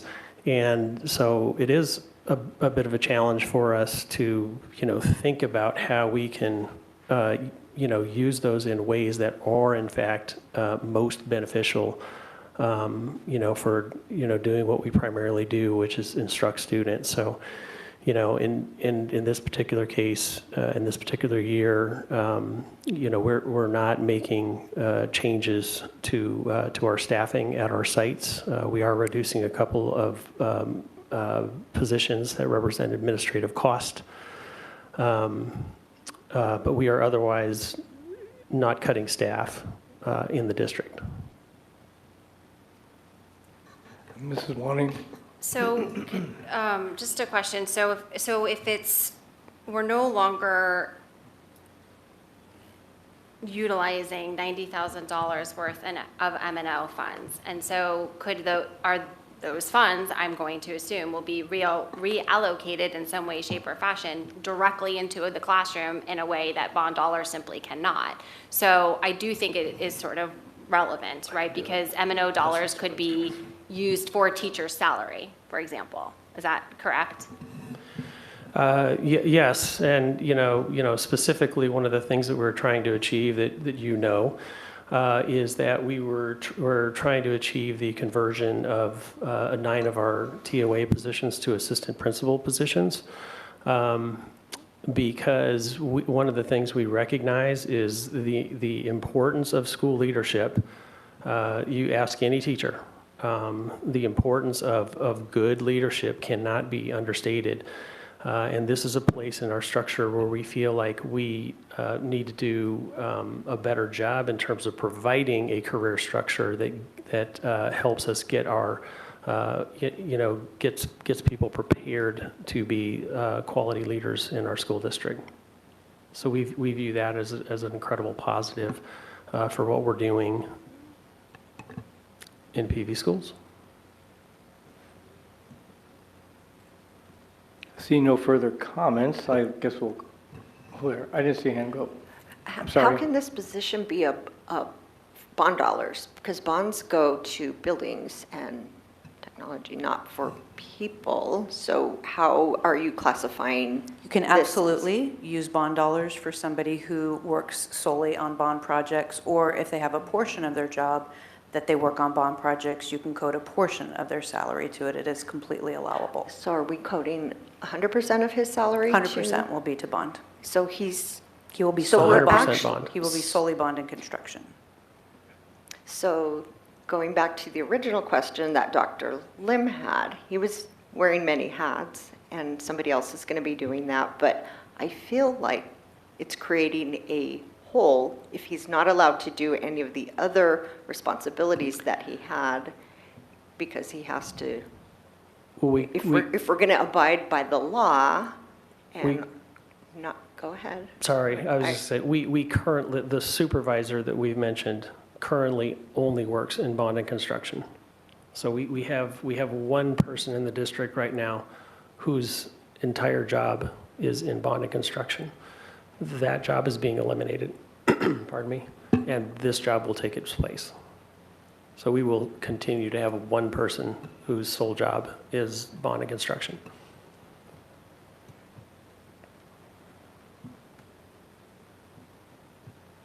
Are there any other comments or questions? All right, then I'll call for the item, consideration approval of administrative personal actions. It's already been moved, so all those in favor say aye. Aye. All those opposed say nay. Nay. So it sounded to me like 3 ayes and 2 nays, and the motion passes.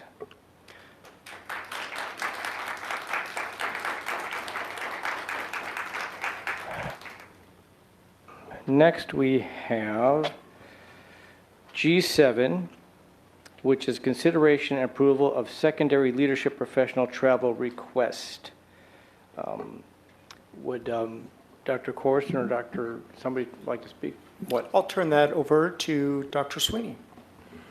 President Pantera, members of the governing board, guests, this item seeks approval for a PV high school teacher, Mr. Traug, to attend a Jostens University workshop for yearbook. And this individual is experienced in yearbook, but he has used a different platform than Jostens in previous assignments he's had. So it's a multi-day, in-depth training.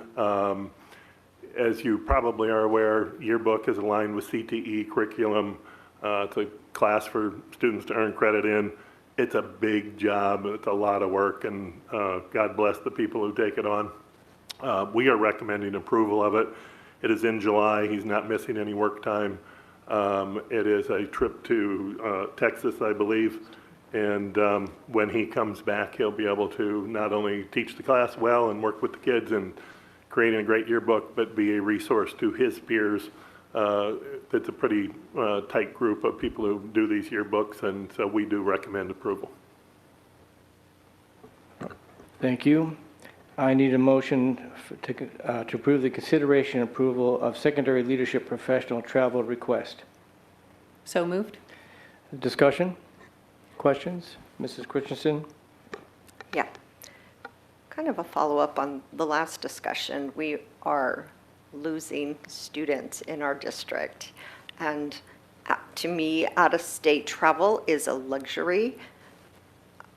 I don't understand why we would send anybody for a yearbook conference for out-of-state travel. And I do understand that we're changing, but he's very well experienced. And I've worked on yearbook too, and I think that somebody that has worked on yearbook for that many years can kind of figure it out. We also have Jostens local, and I'm sure there's a rep that can help guide us if we have issues. But maybe I'm just a little bit naive on this matter, but to me that seems like an excessive, a 3-day trip for one person to go to a yearbook conference.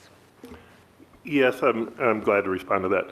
So yearbook has probably changed since you did it. It's pretty complicated, pretty sophisticated. The platforms that they use are very specialized. We did inquire if there were online training opportunities available for this, or even the opportunity for us to host it. And the answer to both of those is no. This is the only opportunity for him. And I would also suggest in terms of enrollment, for many students, yearbook is like the biggest thing they have. I mean, it's great. They live, breathe, and that's their thing for at least a year. So for many kids, it's a multi-year experience for them. So having a sponsor who knows what they're doing and is skilled at it and familiar with the platform, yeah, I believe is money well spent. Yeah, it was the same platform that he's familiar with, Balfour, that I did, so it wasn't that long ago, so I did help out with that. So thank you for that explanation. I still think that he's probably resourceful enough to figure it out without having to go on out-of-state travel to Texas for 3 days, but thank you for the explanation. And again, where are these funds coming from? PV High is using their dual enrollment funds, which is money they generate through their partnership with the community college and the dual enrollment classes that they offer on their campus. So they basically raise this money for this purpose? There's In a quite a way. bit of flexibility on how they can use their dual enrollment funds to support their academic programs. Thank you. Dr. Lim? I think I have two questions. First, is this a new teacher to our district? Are they a longstanding I do teacher not in this believe district? he's new to the district, but he's new to this assignment and using this platform. Okay, and is Jostens the typical platform we've been using in PV for our yearbooks, or is this a transition? What is the? I believe most all of our high schools use Jostens. The information I'm sorry, may I speak? Mrs. Christensen? Yeah, the information that was provided to the board says that he was not new to yearbooks, but new to Jostens after working with Balfour for years. So it's just a different platform, and it'll help familiarize him with a new Jostens system. It's Yeah, still yearbook. Yep, I guess I'm trying to just wrap my mind around this. Are we adopting a new platform, or is this a platform we've used in the past? I guess I'm trying to understand what the need for this particular change is and why we're making this change to this new platform, or is this a platform we have and it's a new teacher going in to learn it? I guess I just don't understand those pieces, and I don't think the material we had clarified that enough. So if someone has the answer, that would be so helpful. I do not have that answer, but we could get that for you. Yeah, that was my same sort of question, was I just wanted to try to understand. So obviously he's been here, he's well versed in this other platform. He's going to learn this platform. Is that because there are classes that teach both and he wants to be able to do both? Or are we moving away from the other one? I had that same sort of thought and question. The only other thing, since I'm talking anyway, that I'll just get out really quick, is it seems from the information that we got that it is not just limited to yearbook, it also is to support classes in journalism and other CTE special classes. I think that's helpful if that is the case, to sort of understand the scope of that this There's a touches. connection there that it's believed he will be a resource for these other teachers in those areas that are CTE aligned. Thank you. Mrs. Greenberg? So, correct me if I'm wrong, but if PV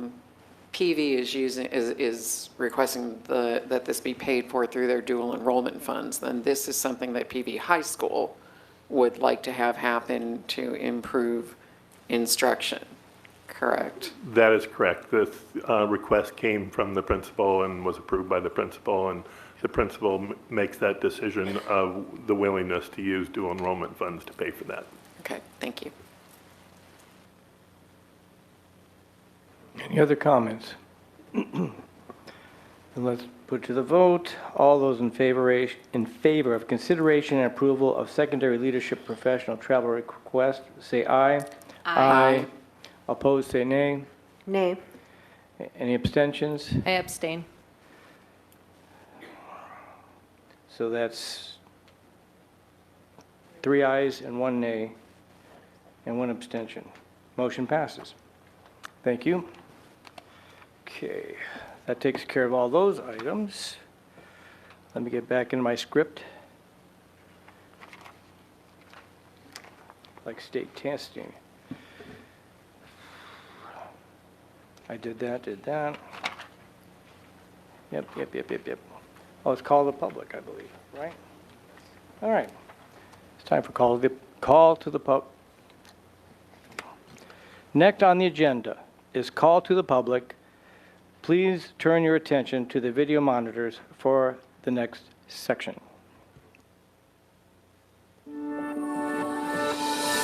Call to the Public is about to convene. This portion of today's meeting allows the public the opportunity to address the governing board. Although state law does not require that the governing board hold a call to the public, the Paradise Valley Unified School District and its board have chosen to do so because we believe it's important to hear about concerns and issues from our community. While Call to the Public is not designed to be a discussion, the board is here to listen. Due to Arizona open meeting law, the governing board cannot respond to, discuss, or take any action on items brought up during this time. However, staff members may be directed to get back to you and address individual concerns. As a reminder, the point of this and every board meeting is to accomplish the business at hand, and to be able to do so in an open and collaborative way.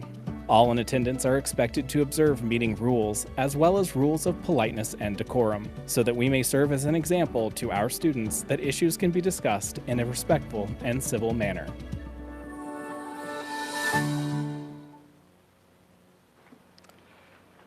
Tonight, we have 3 people who have submitted comment cards prior to the start of the meeting. Each speaker will have 3 minutes for remarks. As a reminder, we ask that you please direct your comments to the board. And when you come up, please state your first and last name when you come to the podium. Our first speaker is Kira Kuo, and that will be followed by Tiffany Ruiz. Oh, did I say it right? Ruiz? Okay. President Frontera, good evening. I'm Dr. Kira Kuo. I'm here because the district is narrowing my formal complaint into a parent communication issue. It is not. My complaints document mandatory reporting issues, falsified records, administrative fraud, retaliation, suppression of evidence, and violations of a court decree. These are statutory violations. On February 17th, my son was intentionally poisoned. The school waited 13 days to notify me and 40 days to notify law enforcement. Under ARS 133620, harm to a child must be reported immediately. On body cam, the principal asked police, why would we? When asked by police why it was not reported to CPS. That is a failure to report. I notified this board on March 5th. Under SB 1437, every board member became a mandatory reporter at that moment, yet no one reported it. That is a district-wide failure. I have repeatedly requested the February 17th investigation documents. The principal refused. Withholding public records violates ARS 38421, 132407, and 132409, especially under a litigation hold. These were also withheld from Phoenix PD on March 27th. April 2nd, my son reported physical handling by his teacher. Instead of calling police, the principal handled it internally, allegedly listing a witness who wasn't there and telling the nurse the injury was from recess. This is a pattern. April 8th, the principal violated a family court order by reinserting the other parent into a private email thread. The decree requires the school to remain neutral territory. Staff cannot act as messengers between parents. Despite this, the principal remains on campus, questioning my son and influencing staff. This constitutes negligent retention under ARS 12820.02 and undermines the investigation. I do not object to being investigated. I object to who is investigating. Assigning colleagues like Heidi Lindsay, Danielle Elise, Christopher Asmussen, Sean Holmes is a conflict of interest. A peer cannot investigate a peer. It is not credible. Tonight, I am requesting a neutral external third-party investigator, immediate administrative leave for Principal Maynard, production of the February 17th and April 2nd records as required by law, a safety plan ensuring my son is never alone with the principal or involved teacher, confirmation the investigation includes all listed misconduct, not just communication issues. If it applies to Todd Cummings, it applies to all.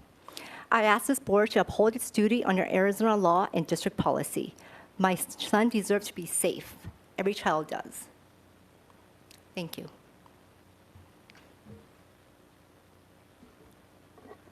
Next to speak is Tiffany. They stepped out, not here? Oh, then no.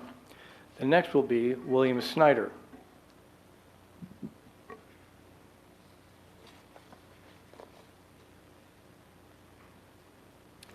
Good evening. Thank you for allowing this opportunity for me to speak. My name is William Snyder. I am the owner of a business that recruits school bus drivers for school districts nationwide. I'm aware that PV is in a situation where it has a need, like so many other districts, to find school bus drivers. I would like to take this opportunity to provide learnings, findings, tips, and tricks from my years doing this that you may find useful and help you in your quest.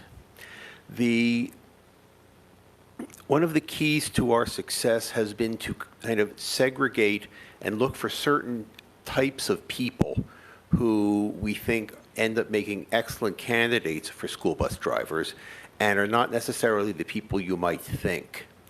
One of them is executives and white-collar people who are out of work. This is a perfect opportunity for a person who is looking for a job because this person can work for 4 hours in the morning and then have the hours of, let's say, 9 to 1 to go out and try and find his or herself a job, interviews, what have you, and then they come back and finish the job in the afternoon. This is a wonderful place to look for people who might be very interested in this position. Empty nesters who miss the opportunity to be with children all day. Many of them enjoy an opportunity like this and welcome it. Retired public service officials, safety officials, such as policemen, firefighters, and also ex-military, are individuals who chose their professions because they wished to help people. It's what they wanted to do. So this is something that is in their blood. Additionally, having an ex-cop as your driver can help a lot with discipline and the students. And there are many other things that I have found during my time and would be happy to share with you. But of course, I have a 3-minute limit, and that is what I wanted to provide. And I wish you luck. Thank you. That concludes our calls from the public.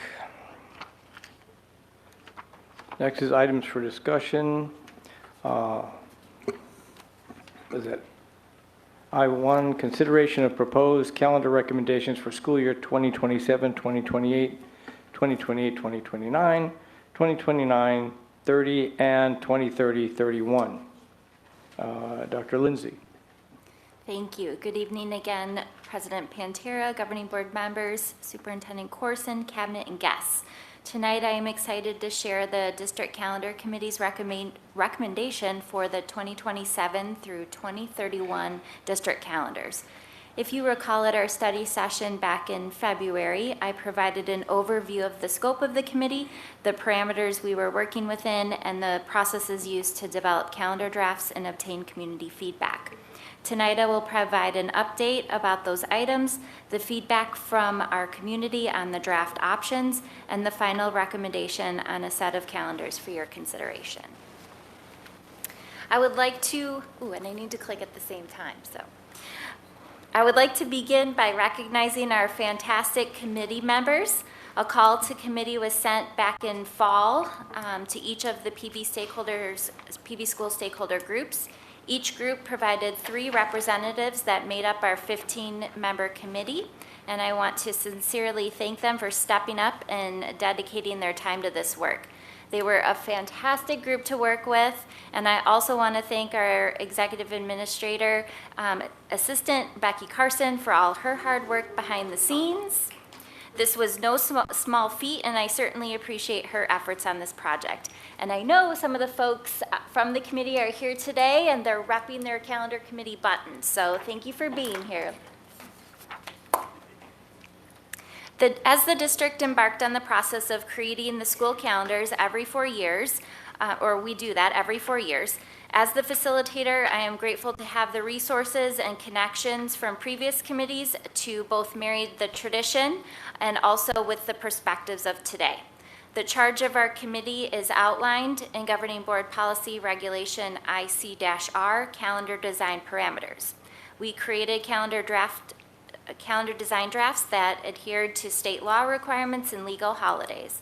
And over the course of 3 months, the committee met to create these drafts while also considering religious observances, past experiences of our district, and current feedback from our community and stakeholder groups.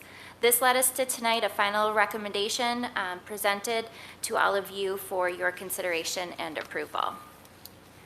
During our first meeting, the committee established several guiding principles for our work. While our members and committee bring diverse perspectives. Calendars are a hot topic. We agreed that students must be at the center. Our priority is to support student learning, ensure access to learning, and promote their well-being. We also set shared expectations for how we would work together throughout the process, with respect, collaboration, and open dialogue. Not only did we want to deliver on the outcome of a recommended set of calendars, we wanted to be sure this was a positive experience for our committee members. We are very grateful for their time and dedication to our district and the diverse perspectives. And a positive committee experience strengthens the relationships and reflects the collaborative culture we value so much in our district. Our work is guided by several state requirements and district priorities. First, the state requires 180 instructional days and the observance of federal holidays. In addition, our district parameters include ending semester 1 before winter break, so there is a natural break between semesters, and high school students do not have to take their finals 2 weeks after 2 weeks away from school. Also, scheduling spring break after quarter 3. We want to make sure we have a unified K-12 calendar, with the exception of parent-teacher conferences between elementary and secondary, and then the high school finals. We also want to prioritize balanced semesters and maximize instructional days before students participate in those high-stake assessments that are happening right now in late March and April. We also are charged to consider starting the school year as late as possible in the summer while avoiding a Monday start date. Nobody likes to start school on a Monday. Finally, it's important to note that this committee does not determine early release professional development days. That work occurs after the primary calendar is approved. Parent-teacher conferences will be included to align with quarter schedules, but those final details will be confirmed after approval. In addition to those parameters, you may recall this slide from our February study session. This highlights the additional context the committee considered as part of draft calendar development. We received feedback from stakeholders in previous calendar cycles. We spent time looking at attendance implications. For example, we know that short weeks have higher absenteeism, and we aim for continuous learning in full weeks as much as possible. While we know that several in the community want to start school as late in the summer as possible, we have to balance that with getting in our required 180 days, and also ensuring that our students have as much instructional time, again, before they take their state assessments. At our first meeting, our committee reviewed district calendars across the valley. We compared them to our own and identified the positives and the negatives. And finally, the committee incorporated current stakeholder feedback to guide the work. It was important to us to obtain feedback from our families and staff before calendar draft development. An initial stakeholder feedback survey was conducted from January 23rd through February 3rd. Surveys were sent through Parent Square and email notification to families and staff. These were sent per our student information system using language preferences set by families. We used our new survey platform, Qualtrics, and reminders were posted on social media and through school newsletters. This preliminary survey was used to gauge feedback primarily about fall and winter break as well as spring break preferences. Surveys were sent to over 34,000 people with 3,155 responses, resulting in a 9.23% participation rate. As you can see, the majority of respondents favored a full fall break near or at the end of the first quarter and a spring break that is the same week in March each year. This feedback was then used by the committee to guide the calendar draft development and weigh various options. As a result of the February 19th Governing Board study session, 3 primary considerations were identified. Those high summer temperatures in late July and early August, the community's preference for a later start to the school year, and ensuring continued alignment with AIA sports schedules and season for student athletes. The United Parent Council was also updated on the calendar committee's progress by their committee representatives on February 18th. As part of that feedback, they also asked the committee to consider the extreme heat at the start of this school year, resulting in those heat advisories and dreaded indoor recesses, and try to begin the school year as late as possible in August. While these needs had already been a part of the committee's discussion, we did do some additional research on the issue of heat. You will see that information on the next slide. We also consulted with the district's athletic director, Mr. Newland, and confirmed that the drafts the committee had been working on aligned with AIA. It goes without saying that Arizona's summer heat is a challenge, especially when school typically starts in August. This was an important consideration in our calendar planning. As part of the committee's work, we reviewed average weekly high temperatures for July and August over the past 2 years, and also reviewed 6 years of August temperature data, which is indicated on this slide. As you can see, the extreme heat largely persists through the entire month of August, with a little fluctuation depending on the year. Waiting to start school until temperatures consistently drop below 105 or even 100 degrees, as some have suggested, would require a September start date, pushing the end of the school year to mid-June, which does have negative implications. 2 of those implications include a potential later high school graduation and also decreased instructional time before state testing. This is an unfortunate trade-off we had to consider when developing the draft calendar sets.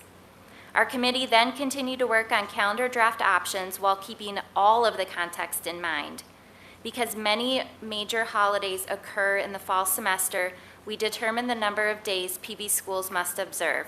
From there, we developed calendar options that balance semesters, attend to student instructional time before testing, honor major religious holidays, and end the school year before Memorial Day in May to allow both for high school graduation and summer school opportunities in June. This work resulted in 3 drafts represented on this slide.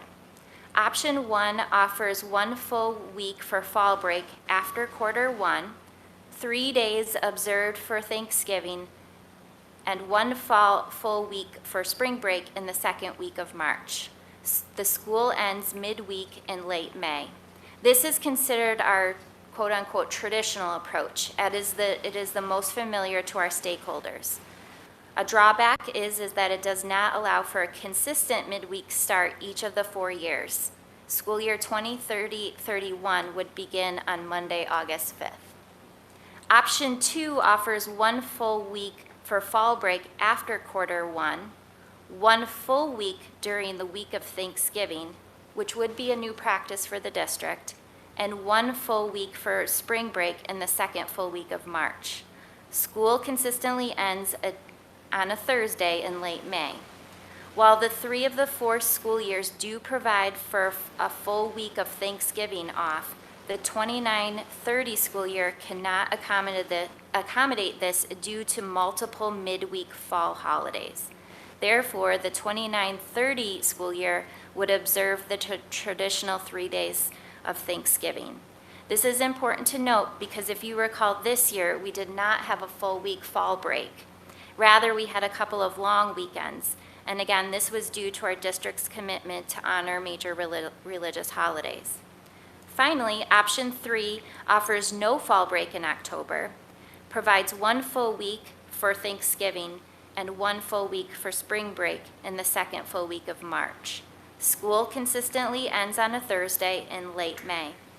While this option does provide the latest start date, it does not provide the fall break or long weekends in October that the district has become accustomed to. These 3 options all adhere to Arizona's required 180 instructional days, align with federally observed holidays, and conclude before Memorial Day. After draft development, we then sent a second survey to families and staff on March 4th. This survey was open through March 13th. Surveys were sent again through Parent Square and email notification to families and staff. These were sent per our student information system using language preferences set by families, just like the first one. This time we received 2,800 responses, which is an overall participation rate of 8.39%. The graph on this slide shows the stakeholder response breakdown. Of the 2,868 responses, 60% of those were parents and guardians, 22% from our certified staff, 8% from ESPs, 8% from administrators, and 2% from parents that are also employees. Now for the results. For the results, 48% of our community selected option 2, the full week fall break and the full week Thanksgiving break as the preferred option. This was followed by 33% favoring what we've called the traditional calendar. And then finally, 19% of respondents favored no fall break in October, but rather the week of Thanksgiving as the break. In addition to these percentages, many respondents included rationale for their preferences in open-ended comments, and this feedback was reviewed as well. To further break down the survey outcomes, we reviewed the results by stakeholder group. The light blue bar represents option 1, option 2 is in orange, and option 3 is in dark blue. As you can see, 62% of administrators that completed the survey selected option 2, as well as 64% of certified staff, 57% of ESPs, 41% of parents and guardians, and 54% of parents and guardians that also work within the district. Therefore, based on all of the context reviewed, including the stakeholder feedback, the District Calendar Committee recommends option 2, the full week fall break and full week Thanksgiving break, along with the full week for spring break for the 27-2031 school years. Cabinet supports this recommendation for governing board consideration and possible approval. While these calendars are hard to read in this presentation, they are available for the public as part of this agenda within Diligent. And if the board approves after the second read, we will distribute these in multiple ways. So these are just some screenshots of those calendars for the 4 years. This brings me to the end of the presentation, and at this time, I'm happy to answer your questions and listen to your feedback. Thank you for that thorough report and all the work was done in a committee that I never want to serve on because it sounds like a real nightmare. Thank you. Don't call me when I'm off the board. I'm not going to serve. The committee would not agree with that, President Pantera. So comments, who would like to go first? I'll have a follow-up because I have it back. Because I heard from a lot of committee members that it was fun, that it was engaging and it was fun, and you had all kinds of materials and movement. And so thank you. And this is, I think, so comprehensive and helpful. And so all around, thank you so much. And thank you for making it a nice experience, because I would have thought the same. Like, I don't want anything to do with that committee, but everybody was like, they're ready to sign up again for the next iteration. 4 years. So thank you, and thank you to the committee members. Thank you. Any other comments? Somebody? Anybody? Dr. Wani? Dr. Lim? Yeah, so I have a comment, and then I do have 2 questions, more just clarification questions. So I've known people who sit on this committee before, and they've said they imagine they're going to come in and make the perfect calendar, and then they arrive and they realize it's nearly impossible to make the perfect calendar.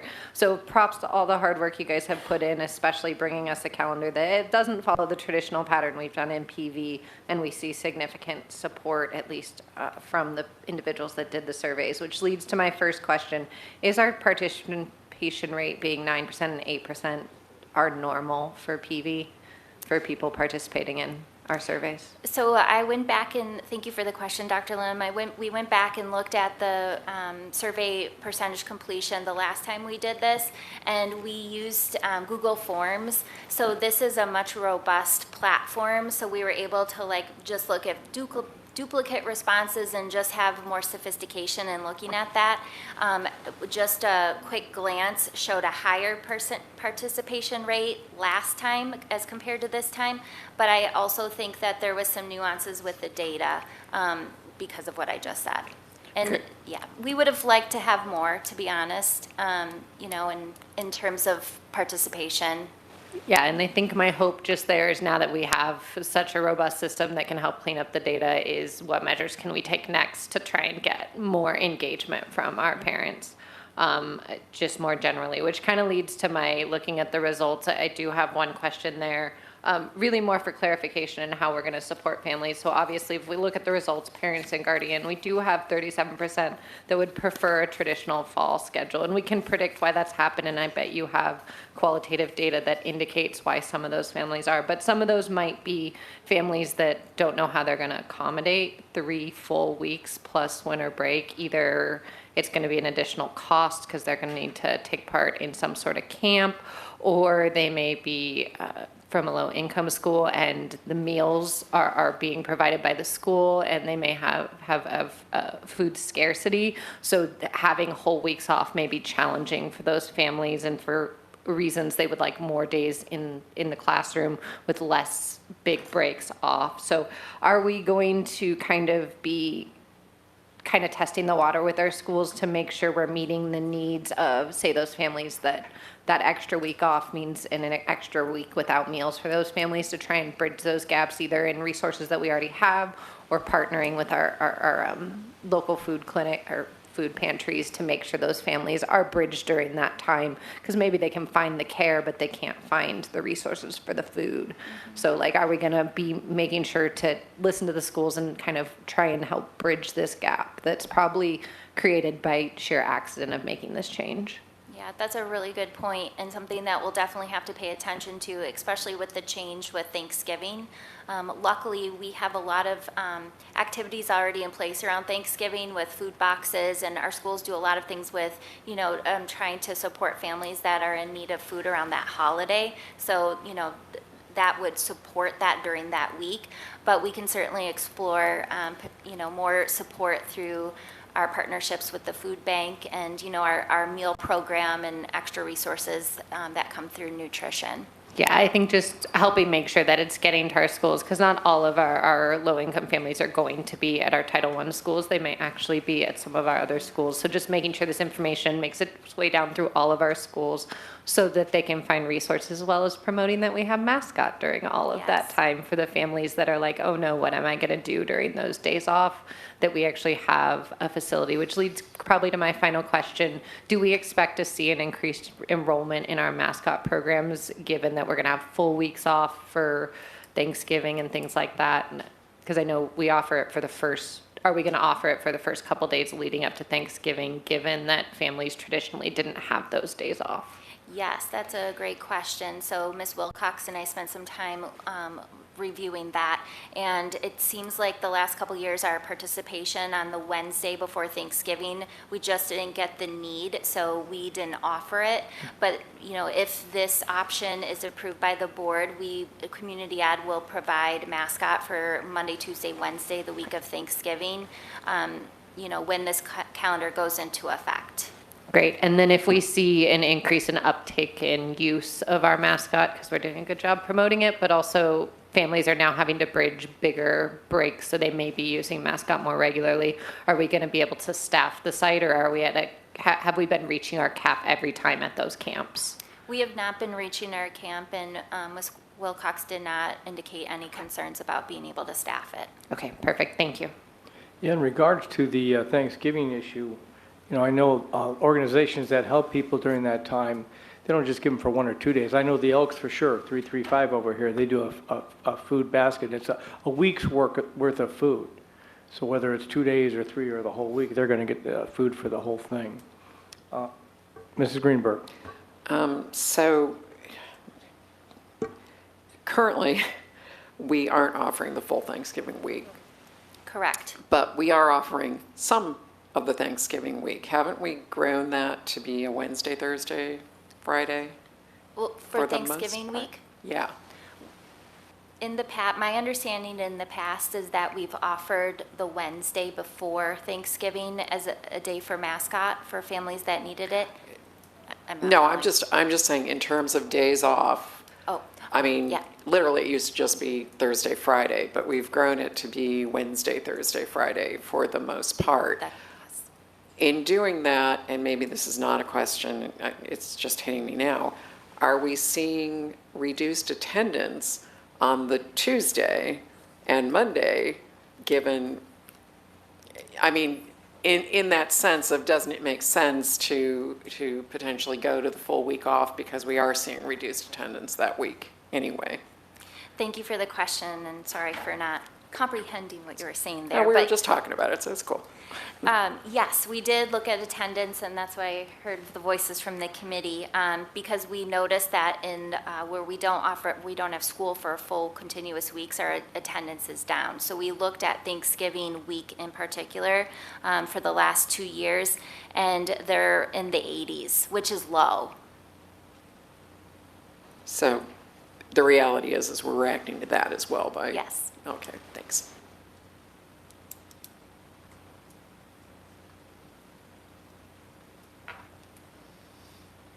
I'm sorry. Any more comments? All right. Thank you again for that.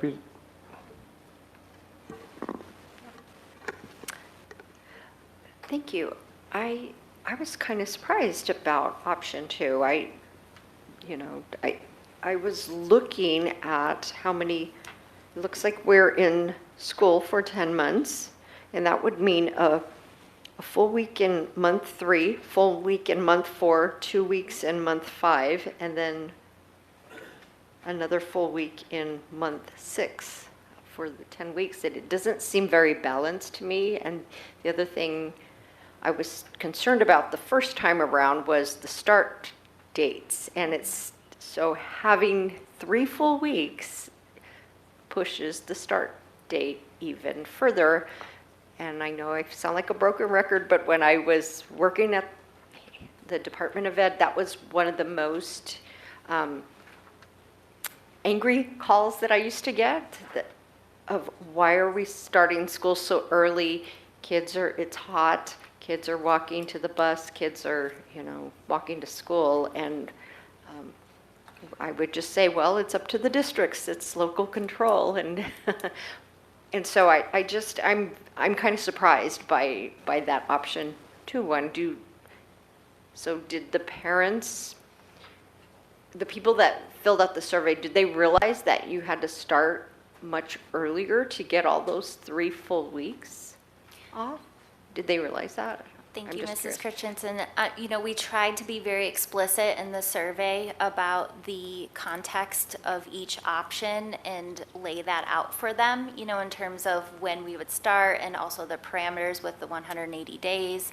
And so all of we really looked at that pretty deeply as a committee to ensure that we were communicating that as thoroughly as possible. We did receive feedback from parents expressing that concern, and we had a lot of discussion about that.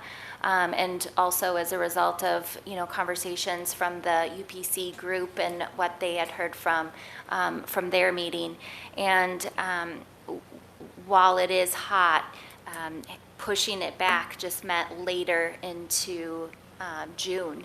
And so looking at those average temperatures, it really didn't, the trade-off of not having the instructional time before testing did not really support that for the committee.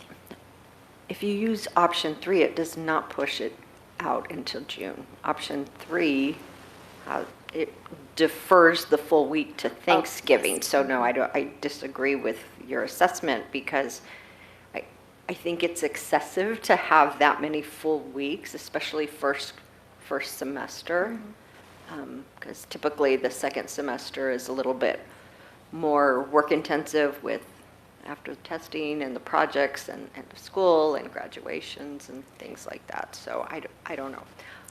I'm surprised by the data, is all I'm saying. Okay. Yeah. And yes, that is true. There's more instructional days and without the full week fall break and having that just the Thanksgiving week. We also heard and had conversations within our committee that it was a long time to go without a fall break or long weekends, both for staff and for students, because traditionally we have had that time in October. So that was some of the conversation we had as well.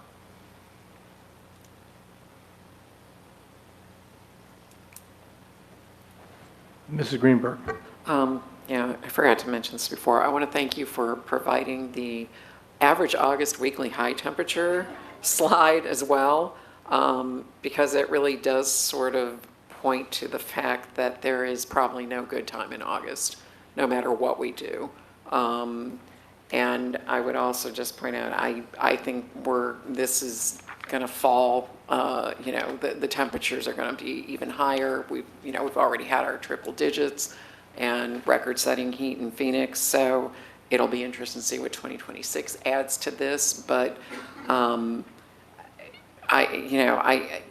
me, it just shows that it's just going to be hot, and 1 degree, 2 degree, 3 degree. I mean, we're going to take care of our kids in the heat no matter what, but these temperatures are so outrageous that there's little we can do, even if we push it. So as much as, it would be great to start later, I don't think that's going to, the heat part of this, I don't think is going to be ameliorated by doing that.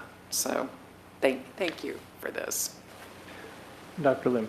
Yeah, and I just want to follow up that with some anecdotal evidence. I know this is the indoors time is really hard on our teachers, is probably where the biggest concerns are.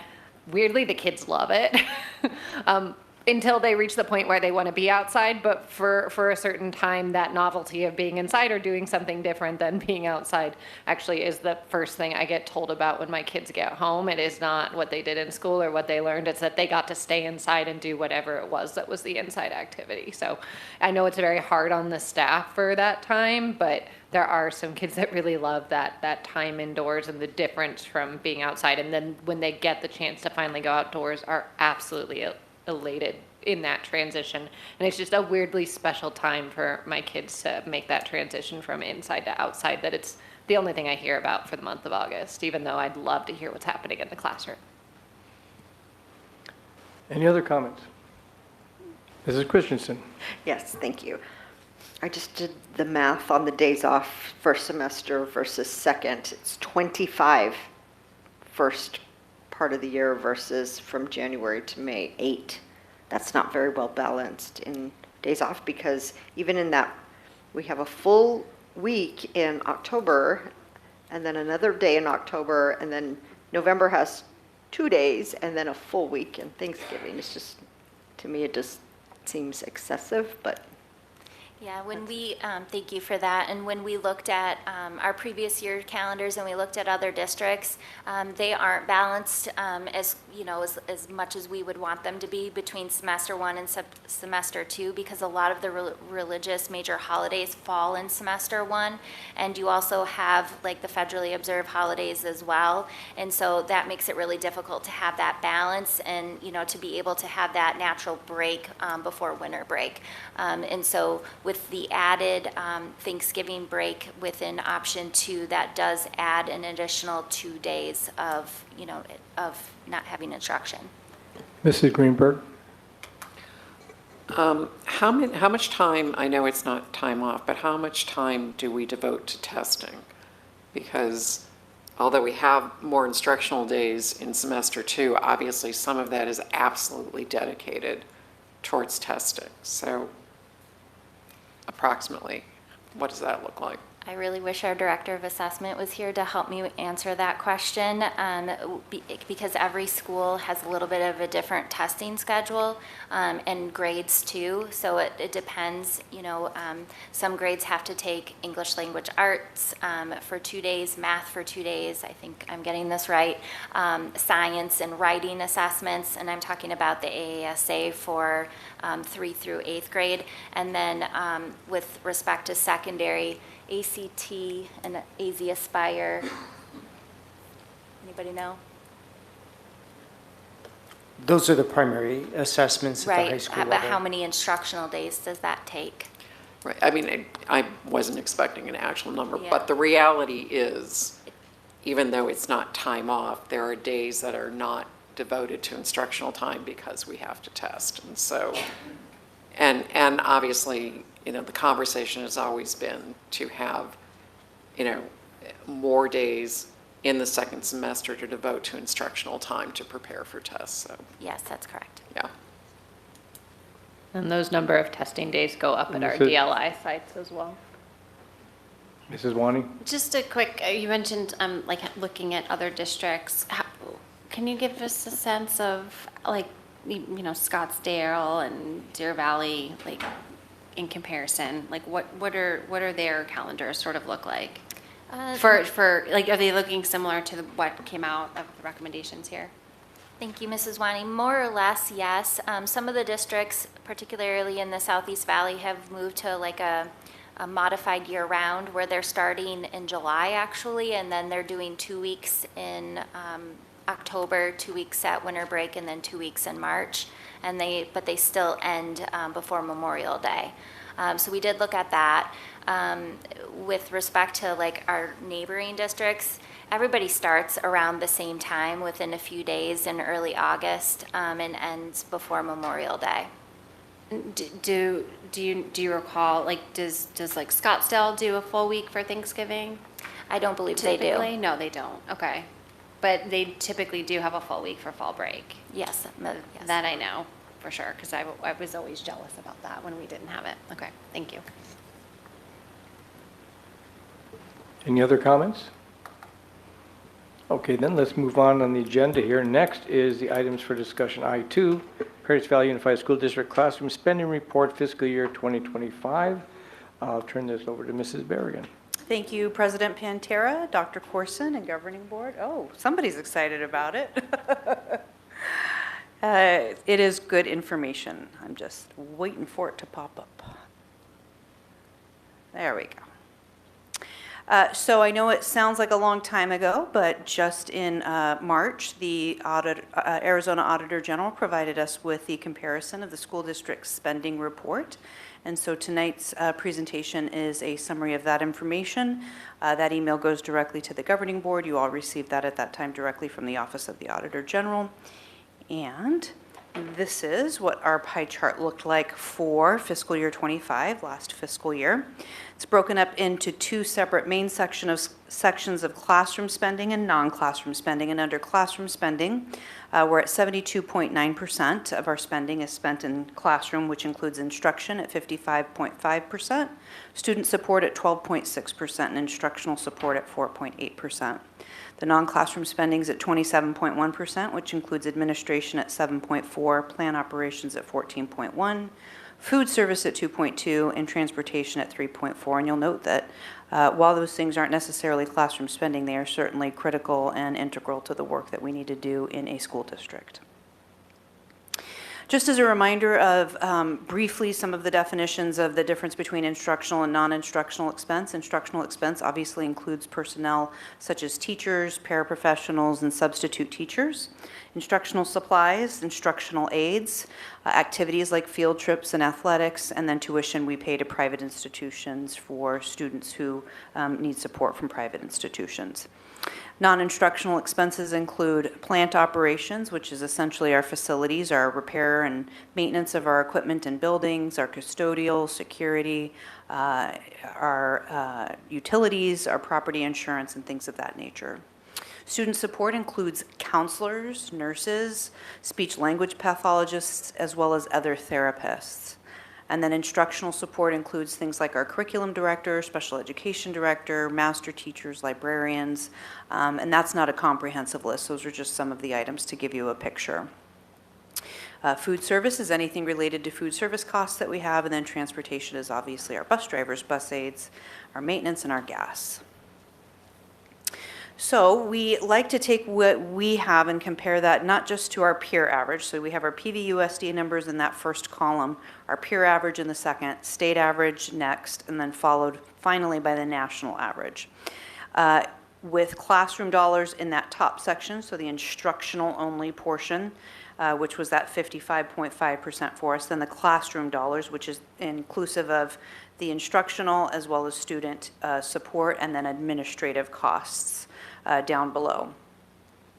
So for PVUSD, you can see that we compare favorably to our classroom dollars in both instruction and with student support, both higher than our peer average, higher by $398 for classroom dollars and $623 for the classroom dollars, including student and instructional support. We are also higher than the state average by $542 and $767 respectively. Then when you compare us to the national average, you'll note that the national average is significantly higher as a total to us overall, As a reminder, we're at about 48 right now in comparison to the national average. We would need about another $5,500 to $6,000 just to get us to the national average, just to get us to the middle of the pack. And that's about what we receive per student. So those numbers are higher there. With administrative costs at $934 per pupil for PVUSD, with our peer average at $114 per pupil more than PVUSD, and with our state average at $375 more per pupil.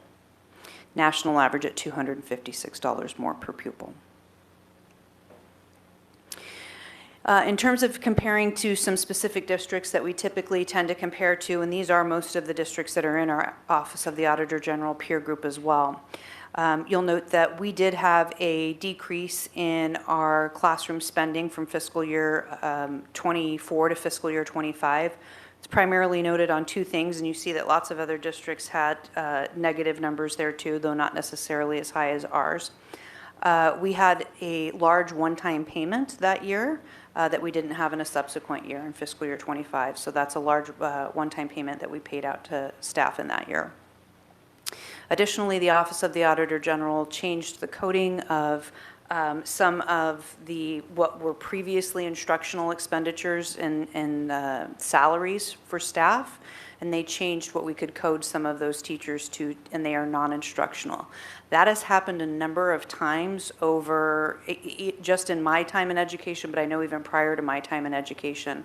And that makes it really hard when you're trying to compare from year to year that be an apples to apples comparison.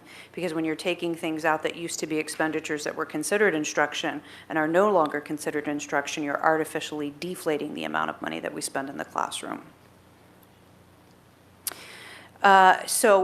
You know what, and there's the focus maybe on the increase or the decrease in that final column, but you can still see that we do spend favorably in comparison to our peer districts at about the middle of the pack for instructional spending.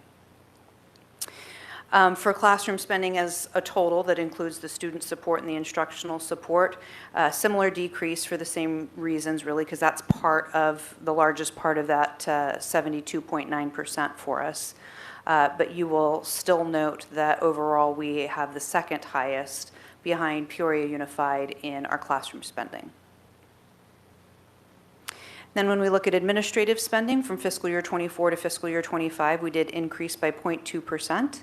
And you will see that we are at 7.4% for fiscal year 25, and the lowest by quite a bit, with the next closest district being Mesa Unified, who's significantly larger than us, about twice our size, and their administrative spending is at 8.1%. So I know that administrative spending tends to be an area of consternation for some people and a place where people focus, but we believe we do an excellent job about watching our administrative spending here in this district. We know that the focus is in the classroom. It has been. You can see that in our numbers, and we continue to keep that as a focus in our district. And then some interesting information related to charter schools. These are all charter schools within our area or just outside of our boundaries. And I don't know if you know this, but the Office of the Auditor General does not do a classroom spending report on charter schools. They only do that for district schools. And nonetheless, the charters still do have some financial reporting requirements, and the superintendent's annual financial report is put together at the Arizona Department of Education, and we can pull from them what their administrative costs are. And you will note that for fiscal year 24-25, the average administrative cost for charters in our area is 17.6%. And the average in fiscal year 24 was 15.5%. And we've included Paradise Valley Unified School District up there at the top at less than half of what charter schools spend in the area on administration. With that, I'm happy to answer any questions that you might have. Okay, who's first? Nobody? Thank you very much for that, a very thorough explanation. I liked it that you included those charter schools and how much they're heavy on the administration level. That's actually not surprising to me. Any other comments? Okay, then.